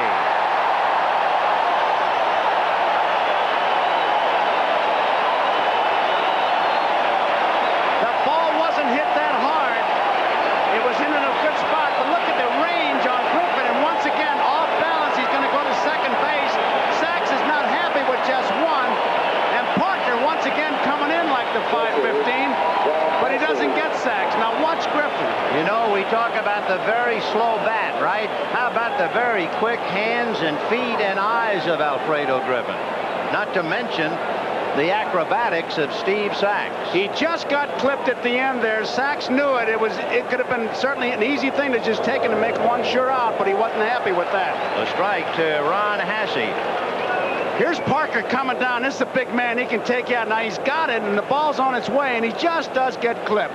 I tell you, that's just great playing. No balls and one strike to Hasse. How did Hershiser react to the double play? It was a big one following the bad hop. Ecstasy. He's saying, oh, man, on the second division team, we got runners at first and second. I got 2 men out and nobody on. 1 ball, 1 strike. Off speed and away, ball 2. Tough night so far for Tony La Russa. But, of course, one consolation, they're going home to the Coliseum. A little fly ball to left. Hatcher coming on. He's there. No runs, a bad hot single, nobody left. And at the end of 4 1/2, 6-0 Dodgers. Dodger Stadium, the jewel in Los Angeles, opened up in 1962, and it is really open for business now. Mike Marshall, who hit a 3-run home run in the 3rd inning, will start it off with the Dodgers leading 6-0. 0-1. You talk about 1962, Doug Harvey, who umpired behind the plate last night as the right field line. His first game as a major league umpire was on that day when they opened it here. He was working 3rd base. And Rene Latchman, the Oakland A's first base coach, was a ball boy, and if he was really lucky, a bat boy. 0-2 the count. Now Marshall, remember, struck out 0-2 in the 1st inning. He hit a 3-run home run, 0-2 in the 3rd. That sums up the kind of hitter he is. You throw it, he might swing at it. There he goes. He does. Drives it into the left field corner, and the Cobra can't get it. It's against the fence, and the ball is still in play. Marshall is on his way for 3. The throw to 3rd. He is in there.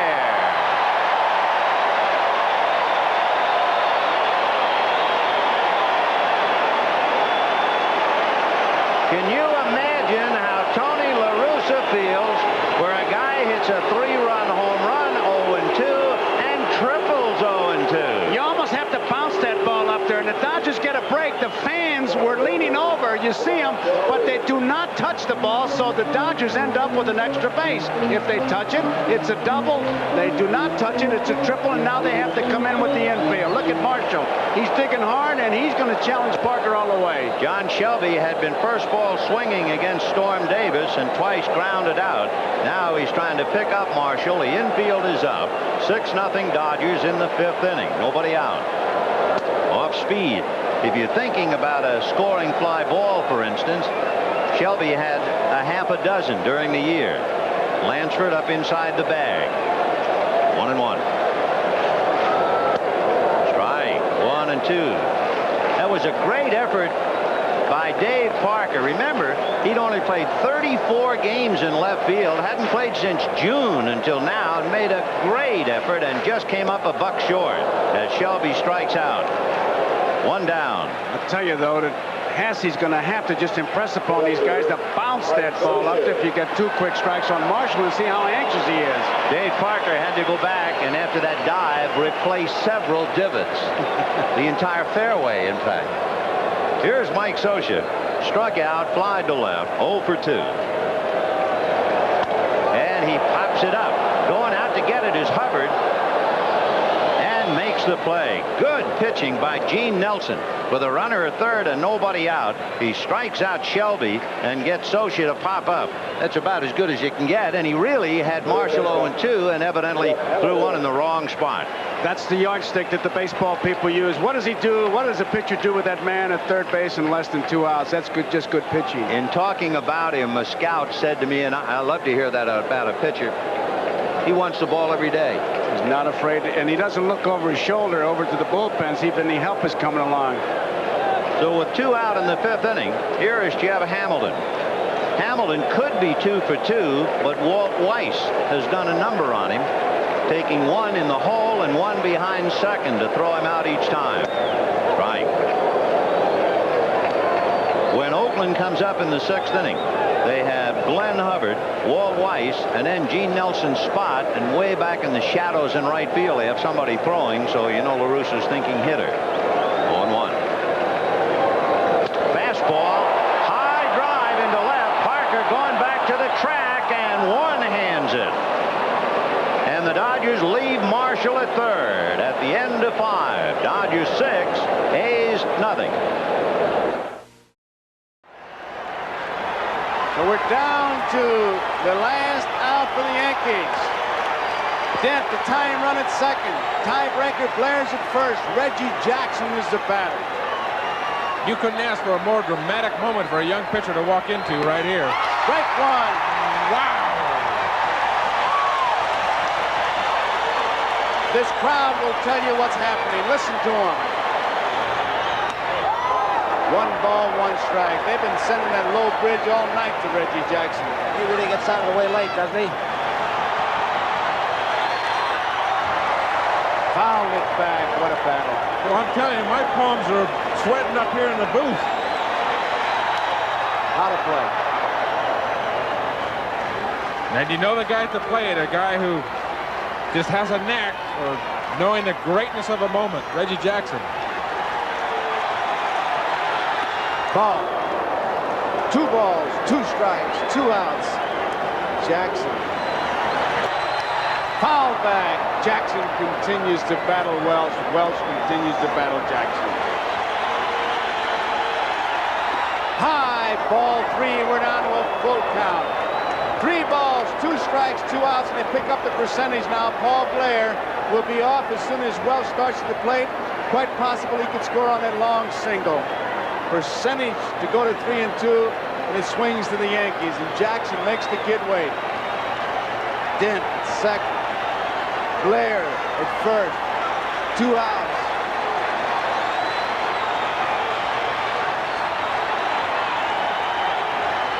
There they go. Struck him out. Ball game is over. Bob Welch, a tremendous pitching performance. Listen to the crowd.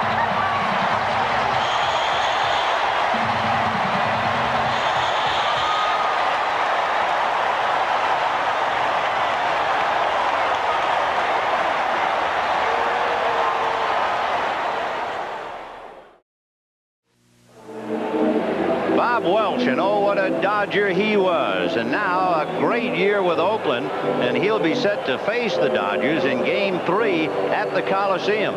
So we're looking forward to that game. And he's got a lot of bulldog in him, and you can expect quite a battle with Welsh. Yes, you can. And old big Frank Chinsack as we look at LaRusso. If you want to play manager now in the inning, you have Hubbard and Weiss, and then you're starting to think about a pinch hitter. Number 1, he has 3 switch hitters in the dugout, Phillips, Polonia, and Javier. And he has right-hand hitters, Gallego, Steinbach, and then Don Baylor. So it might depend on how the inning progresses, how many get aboard as to what he does. A chopper to Hamilton. 1 away. I tell you, you try to pull him, you're playing right in his hands.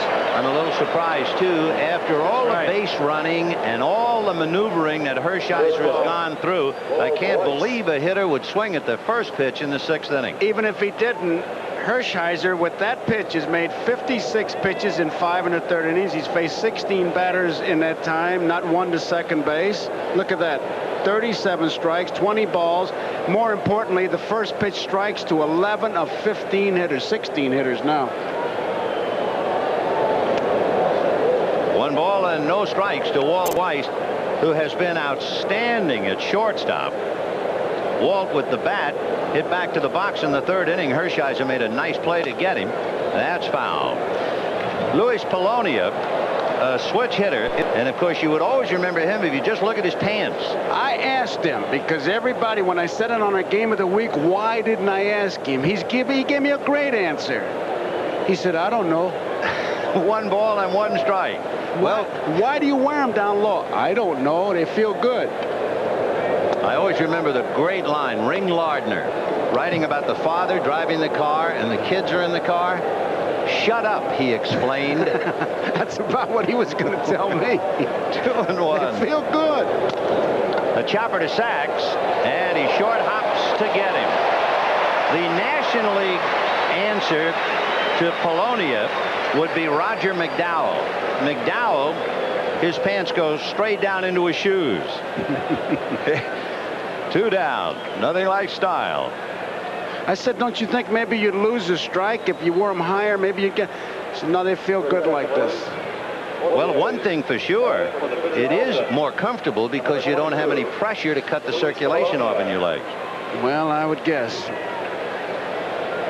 But then again, you're not supposed to make a ball club by whether you make GQ or not, huh? Right. There's Polonia, a first ball hitter. Thank you very much. As he pops it up. Trailing by 6. That's the change in baseball right there. It's the biggest change I know. So they're gone in the 6th, and at the end of 5 1/2, 6-0 Dodgers. I got dirty an awful lot when I was little. What am I doing here? You know this. You're playing baseball. Yeah, that's right. It came natural to get dirty. Johnson's baby shampoo has been great for my hair all through my life. It's strong. It makes my hair look clean. It makes my hair feel clean, and it's gentle. Look at this kid's hair. I think it looks good. Johnson's baby shampoo, now also with conditioners for extra control. I shower 4 or 5 times a day. It's never made me cry. Johnson's, for the life of your hair. Bottom of the 6th inning, as they towel off Orel Hershiser, it is really the heat, not that he has worked that hard. To illustrate the point, in the 6th inning, he made only 5 pitches to get the 3 outs. And in a sense, it would appear Oakland has played right into his hands. He's been running the bases, and they refuse to make him work. And they also try to pull the ball and get the ground ball. He's made 61 pitches in 6 innings. He has faced the minimum. He's had 2 double plays to help him. And in the inning where he made only 5 pitches, 2 of the 3 hitters were Glenn Hubbard and Louis Polonia. As we look at Kurt Young, and they are the wee men in the attack. And yet, instead of making him pitch, try to get a board, anything at all, they went up there hacking right away. And hacking is Griffin, but he hits it to Canseco in right center. 1 away. You know, the point you make about drawing that base on balls, you could scotch tape those 2 guys together. They would make one Canseco. Well, that's right. One is about 5'7", the other 5'8", and it's just shocking down 6-0 that they would not try to make Hershiser. And here he comes, and he's made himself work with a single and a double, scored a run and knocked in one. And the fantasy for him continues. He's pitched a strong 6 innings of shutout ball.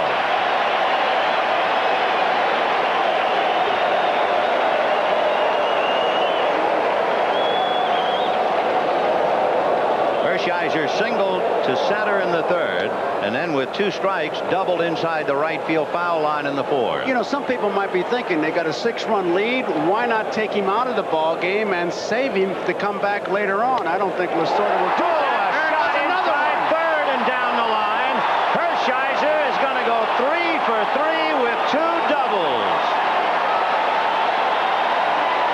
They'll never get him out of the game now when you get 3 hits. And what is it the American League always says? What's the fun of watching a pitcher hit? That's right. He's had more base hits than the Oakland A's. The Oakland A's only have 2, and he's got 3, and he doesn't want, bring a jacket out. Now, he pulls it right by Lansford. I'll tell you, we have a moment, and you were talking about why not take him out as we see his 3rd hit. And he is expending energy more on the base paths than on the mound, and he'll wear Charlie Strasser's jacket again. The Dodgers, during the LCS, went to the bullpen 18 times. So the pen needs as much of a rest as he does. And that is a strong point, and also the fact that he's going so good. I don't think the couple innings is going to make any difference, and why break the rhythm of what he has done? So here is Sachs, grounded out twice and singled, 1 for 3. Ball 1. You know, they make the point that the Oakland A's have hit more home runs than the St. Louis Cardinals, but tonight, can you imagine, the pitcher for the Dodgers has out-hit the Oakland A's so far? The key so far. Oh, yes, because everybody on the Oakland A's, when they get in the batter's box, they're in scoring position. Remember, when the A's come up in the 7th inning, and they've got to be just dying to break loose, it'll be Carney Lansford, Dave Henderson, and Jose Canseco, and then Dave Parker. So La Russa has some big cards yet to play. 1 ball, 1 strike. Comebacker. Kurt Young will make the play, and Hershiser stays at second. You think he's wearing Charlie Strasser's jacket just to get Charlie a little publicity? He would be like him. Oh, absolutely. I guarantee you that's why he's doing it, sure. Charlie Strasser, one of the 3 Dodger trainers, Bill Bueller, Pat Screener, and Charlie. Probably superstitious, too?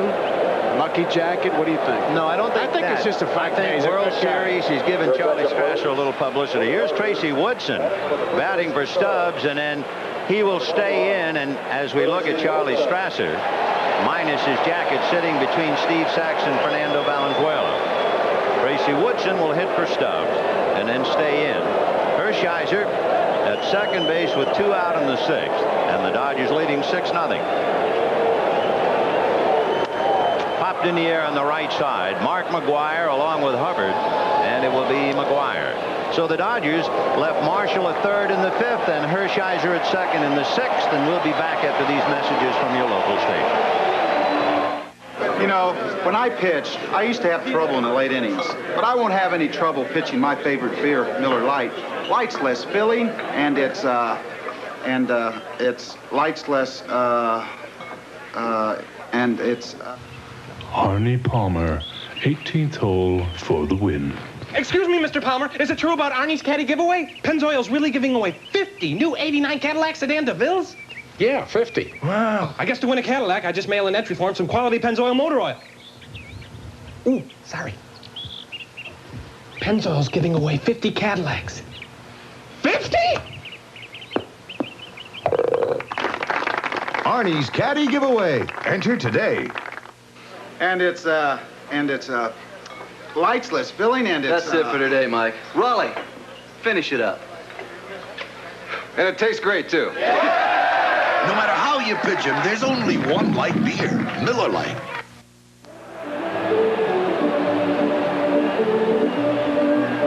You know, at the start of the night, we said there were a couple of things to keep an eye on with Hershiser. Number 1, the fact that he would throw strikes. And number 2, a lot of ground balls. And that gives you an idea of what's gone on tonight. 2 balls in the outfield, and the ground balls, if they try to pull him, they are really in trouble. But that's a pretty good indication right there.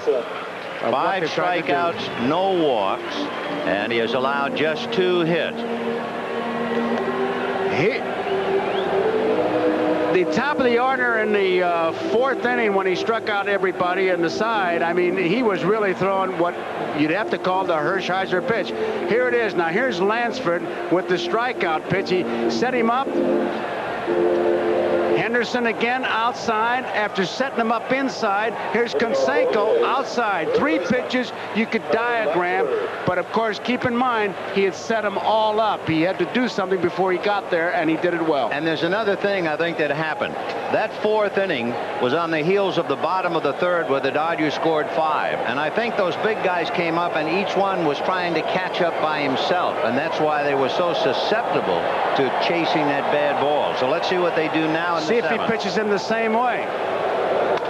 Chopper to 3rd, right under behind Jeff Hamilton and through. He would make that play, I believe, most of the time. He just started to come up, and it went by him. Tracy Woodson, the new first baseman, and it will be an error charged to Hamilton. He should make that play. Which first brings pitch. up a point, too. That's right, first pitch again. You could see he just didn't get the tailgate down, and here's another look at it. He breaks to his left. Looks like he's in good shape. Really got his feet tangled. The official scorer is Jack Lang of the Baseball Writers of America, Dave Nightingale of the Sporting News, and Vern Plagenhoff from Booth Newspapers. And that one an error all the way. So here's Dave Henderson. A chopper to Sachs. He backs up for the hop. They get one. Not in time. Carney Lansford in on the bag with a good hard slide, even though he does have a bad right elbow and it is heavily padded. He came right out of his shirt. Tell you, he's a good athlete. And Griffin, Sachs gives him a good ball to handle. They're going to make one sure out, and Griffin just slides across the bag. And look at Lansford just going right in there, and Alfredo couldn't get that much on that throw. One away, and here's Canseco. Flied to right and struck out. So the big boy here with a runner aboard. 1 out in the 7th. 6-0 Dodgers. Fastball and a towering fly ball. Shelby. Looked like that fly ball was so high that when it came down, it almost knocked Shelby down. Drive him into the ground. First pitch again. The three hitters jumped on that first pitch. I don't know. I guess it's too obvious that we must be completely out to lunch. No, you can't be. You're trailing by 6. You need base runners. You just have to make Hershiser work a little bit. Now, Orel is calling Socia out there, and Woodson, he just wants to listen in because Orel will be the chairman of the board in this meeting. Dave Parker, the hitter, is 2 for 2, single to center and a single to right. They're not going to hold Henderson. They don't expect him to do any running down 6-0. And I'll bet you Orel made that pitch because he said he might be hitting the first pitch. I'm not going to lay it in there. And I'll pitch from behind right here because he got that ball low and inside, hoping that he was swinging and would chase the bad ball. It is hard to believe when you realize what a good ball club the Oakland A's are. And make no mistake, they are a dynamite team. But going to second base is Henderson, and take a good look at him. He is the first member of the A's to reach second base tonight. That's a collector's item. It is. Put that on videotape. So Parker, who is certainly no stranger to Dodger Stadium, he is 3 for 3. McGuire will be the hitter. And again, La Russa sitting there waiting for one of his big guys to do something big, and the telephone is ringing in the Dodger bullpen. So for the first time tonight, we will have some throwing down there in a moment. Remember, the Dodgers went to the bullpen 18 times during the LCS, and among others brought in Leary and Hershiser in relief. 4-1. McGuire has tried to pull the ball, although it took a great play the last time to get that double play. Griffin and Sachs turned it over, but when you try to pull Hershiser, you are in trouble.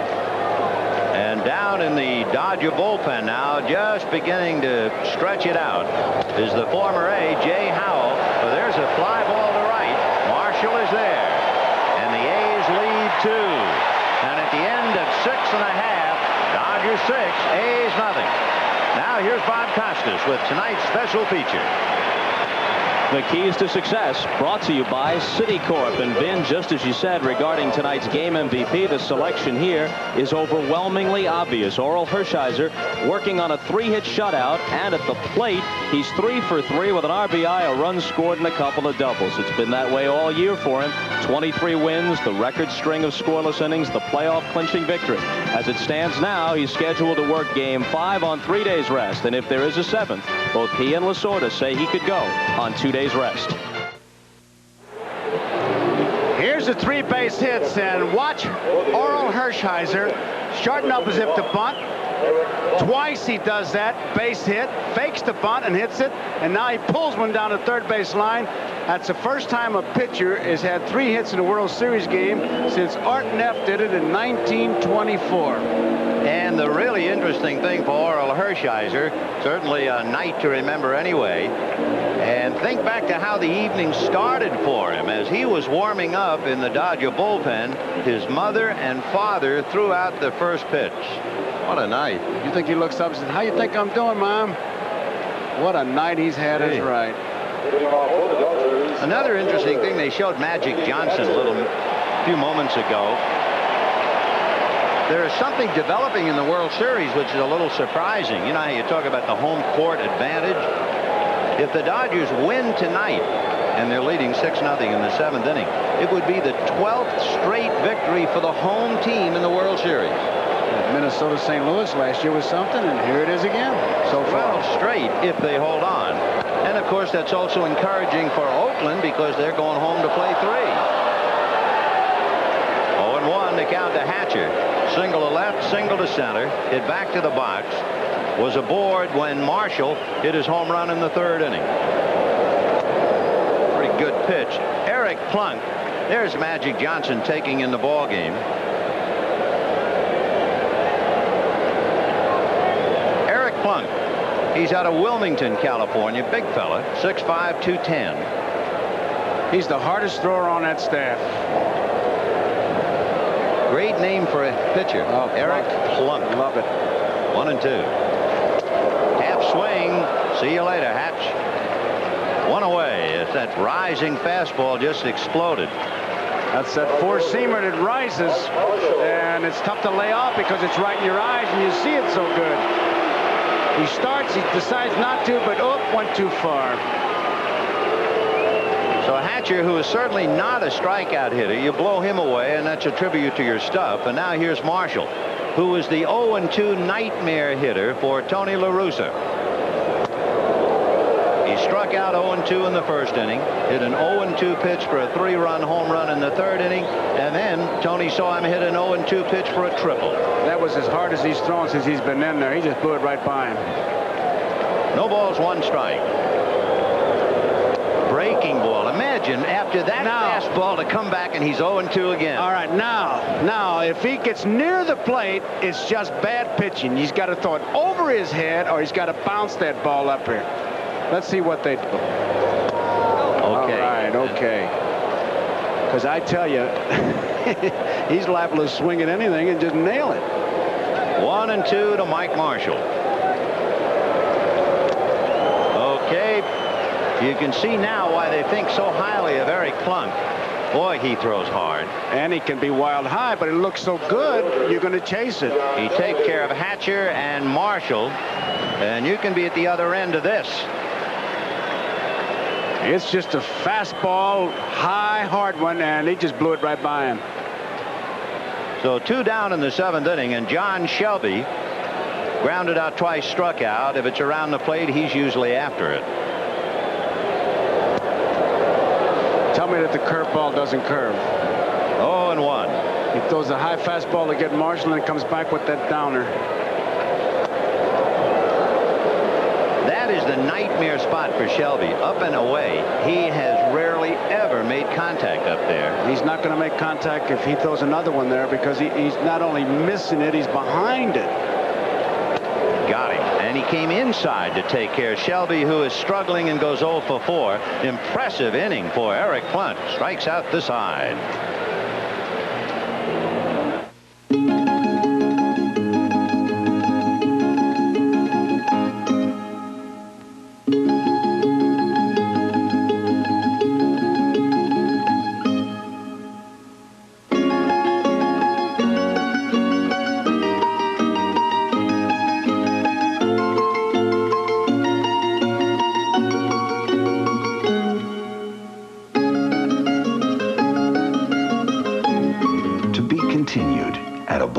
Near you. The preceding message was furnished by Major League Baseball. In the 8th, 6-0 Dodgers.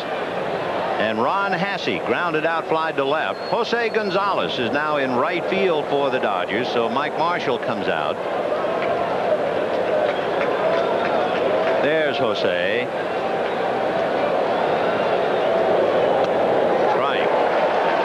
Is this the first World Series where we have 2 Jose's in right field in a night game in Southern California? On natural grass. You got it. Chopper foul on the count, 0-2. Dodgers 6 runs, 10 hits, and 1 error.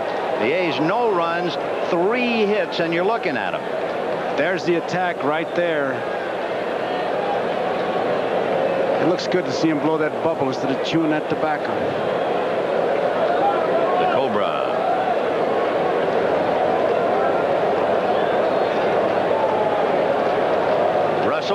Listening to Joe Ferguson and moving Shelby in center. Strike 3 called to Ron Hasse on a pitch up, and the best you could say about it was a borderline pitch, and Hasse didn't think it was even close to the border.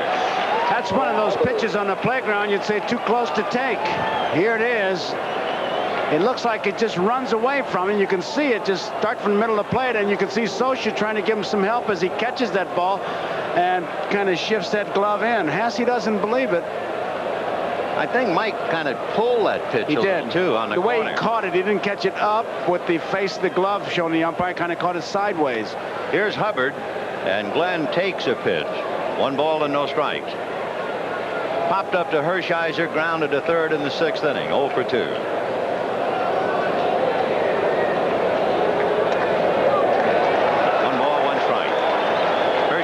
3 hits, no walks, 6 strikeouts.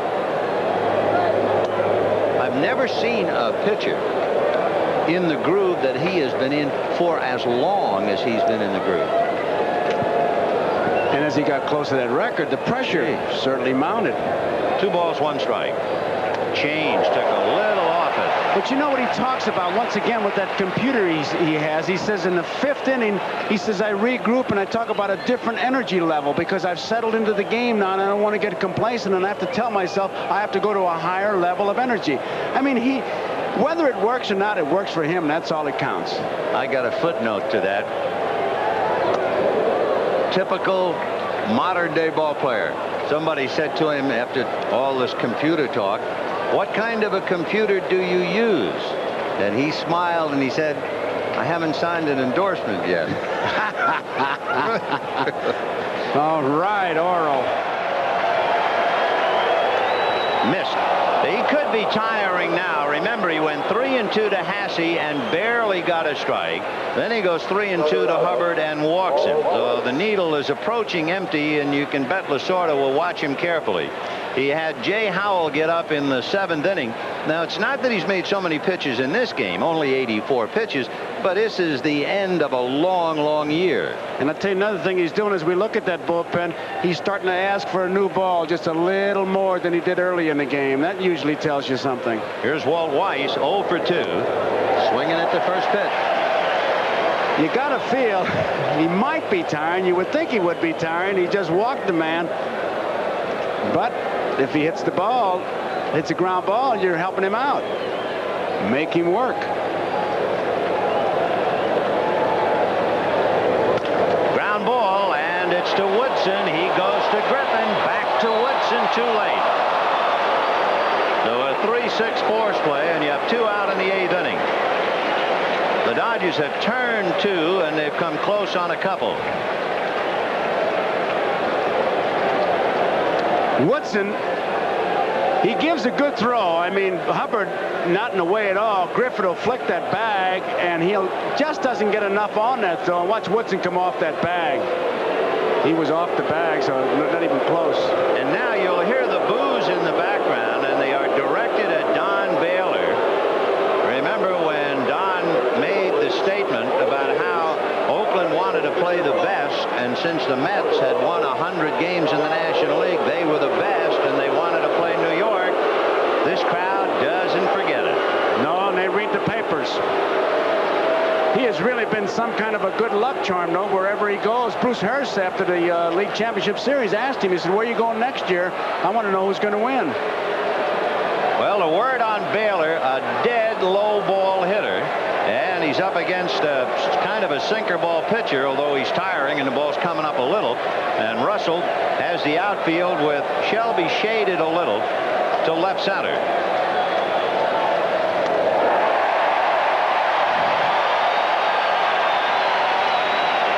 There's the quote that really got him in hot water.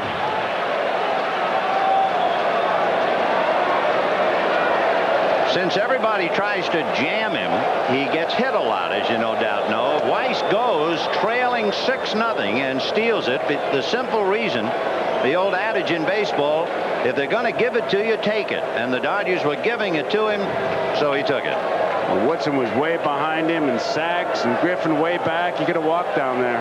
Baylor has been hit 267 times in his career. In there. A surprise because that's kind of his area to hit. But I tell you, it's a tough pitch to hit because it's on that outside corner, kind of sinking, and unless you make up your mind you're going to drive it to the opposite field, it's a ground ball. He's got him in great shape now. He can do whatever he wants as far as setting up the pitcher going after him. Stay outside or go inside to set up the 2-2. Let's see where Socha sets up. 1-2. Fouled away. Upstairs, off to the right, out of play. Don has been playing professional baseball since 1967, and he first came up to the big leagues in 1970. He's heard just about every kind of a crowd reaction there could be. Socha wants to make sure what Hershiser wants to do, because I thought that last pitch was really too good a pitch. Against Baylor, Hershiser has picked it up a little bit. 80 miles, 88, 89. The last pitch was 90 miles per hour. I'd almost look for a pitch in the dirt. I would too. Let's see if he chases it at least to the outside part of the plate. 1-2. There it is. Half swing, got him.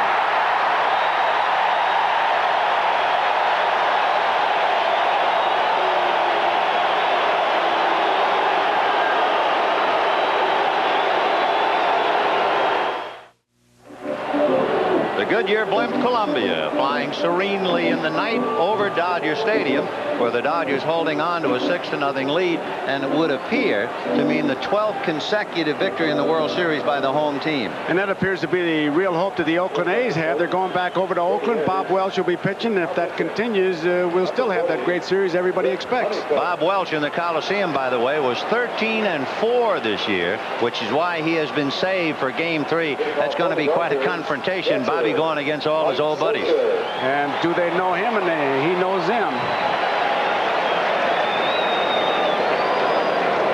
And talking about old buddies, Rick Honeycutt comes out of the bullpen to pitch here in the 8th inning. A strike. Honeycutt, along with Welch. In fact, I guess if you examine the trades that involve the Dodgers and A's who have changed uniforms, there's a fly ball to right. It was not only a great trade for each team, but each team traded away very popular players. And that makes a difference on the ball club. You know, if a guy's a troublemaker, hardly anything is said, and you hate to see the good guys go. The first thing Honeycutt did, and several of the others, when they arrived here in the ballpark, they were in Lasorda's office. Oh, I remember Stewart going in there and serving him, because he had that when Bob Costas was doing that Eat the Meal with Lasorda's show, and Stewart came in and had some fun with him.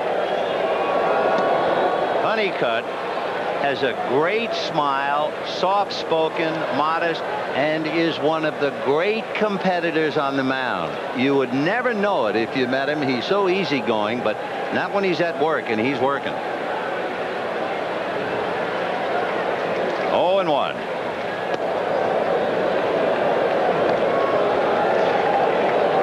Honeycutt working on Jeff Hamilton, who was robbed of 2 hits tonight. He could easily be 2 for 3, except for Walt Weiss. Good sinker, 1 and 2. See, that's where statistics are kind of misleading. He's 0 for 7, but if it wasn't for Weiss, as you just mentioned, he'd have himself a couple base hits and maybe be on his way. But they say, man, he's not hitting at all. Yeah, Walt Weiss has been sparkling. 1 ball, 2 strikes. Honeycutt was in 2 LCS with the Dodgers, but he was not in the World Series. He appeared in 83 and in 85. 83 with the Phillies, 85 always remembered as the Jack Clark series. See you later, Hamilton. 2 down.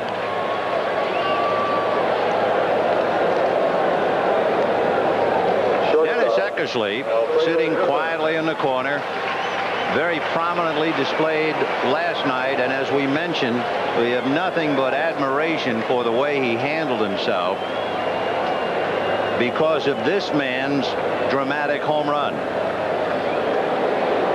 Figure they'll see some more of each other before this one is through. I would think so. Strike to Griffin. I thought Eckersley in the pregame show made a profound statement. He said, you really know the character of a ball player by his failure and what he does when he has to come back, and I'll be back. What Tony La Russa has done tonight is air out the bullpen a little. After Storm Davis, it's been Gene Nelson, Kurt Young, Eric Plunk, and now Rick Honeycutt. Good breaking ball. That's that slider. It looks like a fastball right over the plate, and you saw Griffin swing at the air angrily. It looks just like a fastball, and then it's inside. And meanwhile, the star of the game, without a doubt, Orel Hershiser on deck. He's been all world tonight. Shutout, 3 hits. 1 and 2 to Alfredo. Sinker away. So what a number he did on Alfredo Griffin. Sliders down and in, a sinker away, and Orel has a date with the 9th inning. We're going to the 9th inning of Game 2 of the World Series. Orel Hershiser and the Dodgers leading Oakland 6-0. For the A's, they will have Lansford, Henderson, and Canseco. Carney Lansford grounded to third, struck out, and reached on an error. 0 for 3. The Dodger bullpen will loosen up back of Hershiser just in case. In the dirt, ball 1. That's Jay Howell down in the Dodger bullpen. And, of course, because of the suspension, it's been a while since he last pitched, about 9 days. So if he's brought in, he could be fighting control. 1 ball, no strikes to Carney Lansford. Ball 2. For Tony La Russa, a bitter defeat last night, and then the unlikeliest thing of all, seeing his big power-hitting ball club shut out. Whoops, that almost got Carney. Ball 3. So sinker ball, Orel Hershiser is starting to come up now, and Lasorda knows that's a sign of fatigue. I would think he'd like to let him finish, but I don't know if he's going to let him finish. Make him hit the ball is what he's hollering. I'm sure of that. And he's walked him. But he's struggling now, no doubt about it. He gave up a 3-2 count and got a strikeout to Hasse in the 8th. Now Jesse Orozco has joined Howell in the bullpen. He went 3-2 and walked Hubbard and got out of it. And now he surrendered his second walk. Looking at Lasorda, I can't help but think before that the workout day, how he was talking about his ragtag team and how they're overmatched and how they're overwhelming the underdogs, but we'll be here to show up. A lot of people talking about Oakland A's in 4 in this series, and they're looking at being down by 2. And he's missing now. Socha's trying to find something to start him off with the curveball, even though he is a first ball fastball hitter. He's just trying to find a strike. That's what he's trying to find. He's struggling. The runner goes. Since they're not holding him, it's a strike. It's a second time. Remember, they let Weiss go in the 8th inning. Now they turn Lansford loose since the first baseman Woodson is way back. They're not interested in him. Perinoski's the man. If he can spot a flaw in the mechanics, Ron with his chin in his hand will be out to the mound. 1 ball, 1 strike.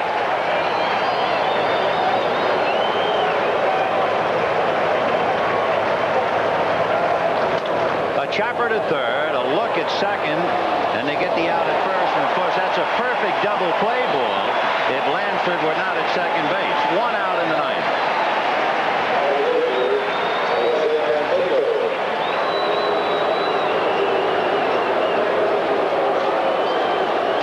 The executive producer of NBC Sports, Michael Weissman, the coordinating producer and director of tonight's game, Harry Coyle. Produced by John J. Filifelli and George Finkel. Pregame produced by Les Dennis. Pregame and replay director Andy Rosenberg. Replay producer David Neal. Technical directors Lenny Stucker and Marilyn Altman. Strike. This crowd seemed to think if we make some noise, maybe we can perk him up and get behind him. And since then, he's gotten the ball over the plate. In there. Strike 2. Canseco doesn't believe it. And now the crowd using their own energy, trying to will a little extra stamina to Hershiser. Trying to use jumper cables from the crowd to Hershiser. Get a little energy in there. Some of the crowd, many in the crowd, on their feet. Ground ball to short. Alfredo perfectly positioned to get him. 2 out in the 9th. And now it's a case of everybody up. A crowd of 56,000 at Dodger Stadium tonight. And standing in the way of a shutout for Hershiser is the big Dave Parker. Orel had 8 shutouts during the regular year, was brilliant in the league championship series, and here he goes now to get Parker. Parker 3 for 3, all 3 of the Oakland hits. 2 singles to center and a single to right. He's going to go off the full windup, I think, Ben. Yep, he's not going to pay any attention to Carney Lansford. Wrinkled high, ball 1. That really tells you a lot about the command that he's had. 100 pitches, and he's 1 out away from a complete game, a shutout victory. And normally you'd see maybe 130 pitches. In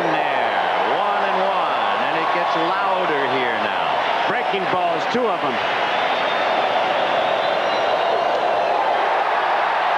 Boy, did he ever break off a deuce on that one. 3 curveballs. He has just completely stayed away from the fastball, and right now he's walking behind the mound, and what he's doing is regrouping, deciding, do I get him now or do I get him on the next pitch? That was one of the meanest curveballs he's thrown all night. Well, he had it in a great spot, and that even makes it look meaner. 1 ball, 2 strikes. Got him.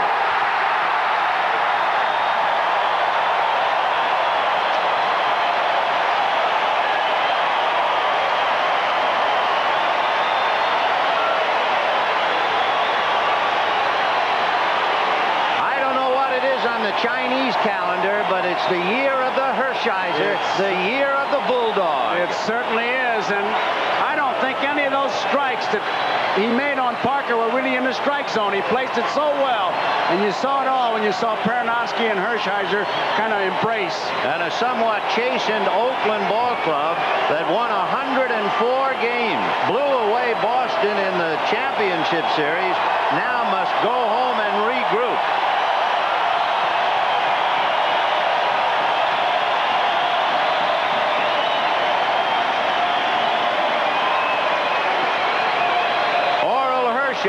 The first pitcher to throw shutouts in the league championship series and the World Series on a game that saw his mother and father throw out the first ball. Orel Hershiser strikes out 8, shuts out the A's on 3 hits. He has 3 hits, and Mike Marshall hits a 3-run home run. Needless to say, tonight's NBC Miller Lite player of the game is Orel Hershiser. His mother and dad threw out the first pitch. He threw out the last. Miller Lite happy to present a check for $1,000 in the name of Orel Hershiser to the National Multiple Sclerosis Society. And with that, let's meet the man of the hour, Orel Hershiser, and go to Marv Albert. All right, Vin, and the dream season does continue for Orel Hershiser as the chants of Orel bellow from the crowd. An outstanding game tonight, but forget about the pitching. 3 hits, 2 doubles, and a single. Any truth to the report that once you pitch in Oakland, that when they use the designated hitter, it will not be for you? Well, I don't know. I think Mike Davis or whoever's going to be our DH is going to bat for me, but I was just fortunate to get the bat on the ball tonight. I had a bastard play out there one time, and I hit a ball down the line, and I curveball in, and I then chinked one down the line there for a double to score a run, Alfredo. So here's a slider in. I just tried to get my bat on the ball, and fortunately pulled it down the line. What meaning was it for you to see your parents throw out the first ball to get the evening underway? Well, I was just trying for it not to break my concentration at first, and then I said, forget it. This is a once-in-a-lifetime opportunity. So I went out there and gave my dad a handshake and said goodbye to my mom, and then I tried to get my game face back on. But it's just fantastic to have them being Little League Parents of the Year. They deserve it more than anybody because they don't just have it because I'm in the big leagues, but they really did work hard in the Little League. Now, the Dodger rotation plans call for you again in Game 5. If there is a Game 5, they're chanting sweep here, but I know you expect that this series will go to a Game 5. And then Lasorda said, should there be a Game 7, if you wanted the ball with 2 days rest, you would get it. So it's rubber arm Orel Hershiser. Well, we'll have to see what goes on. Game 5 might even be a little soon, depending on how those other games go. Maybe they'll save me to pitch back home here in Dodger Stadium, but you never know. I just think that I'll go and see how my arm feels. Going into tonight's game, what was your greatest fear concerning the Oakland Athletics? I think just pitching to Jose Canseco with a lot of men on base. I think when McGuire was up there first and second, I really bared down on him because he, one swing, can be back in the game. All right, 23-game winner Orel Hershiser, outstanding in the National League Championship Series, and opens with a solid effort tonight. Congratulations. Thank you. All right, let's get back to Vin and Joe. Well, to give you an idea, we'll take another look at that breaking ball that rang up the big left-hand hitter Dave Parker as Hershiser with 8 strikeouts in command all evening. I think that's the key word right there, command. Even with Parker, you saw him go behind the mound and talk to himself. I got 2 strikes and know exactly what I want to do. He shook Socia off and he made his pitch, and he just snapped the curveball off out of the zone, and that was good enough. And here comes Tommy Lasorda, who's 2-0, and a lot of people expect him to be 0-2. That's right. And a reminder, Tuesday night, Game 3 of the World Series in Oakland starting at 8 p.m. Eastern, 5 p.m. Pacific time, right here on NBC Sports. And remember also, the last 12 consecutive victories in the World Series has been by the home team. So if the A's need a lift, there it is for them when we go Tuesday night at the Coliseum. For Joe Garagiola, this is Vin Scully saying good night from Dodger Stadium in Los Angeles, where the town belongs to Orel, and the Dodgers shut out the A's 6-0.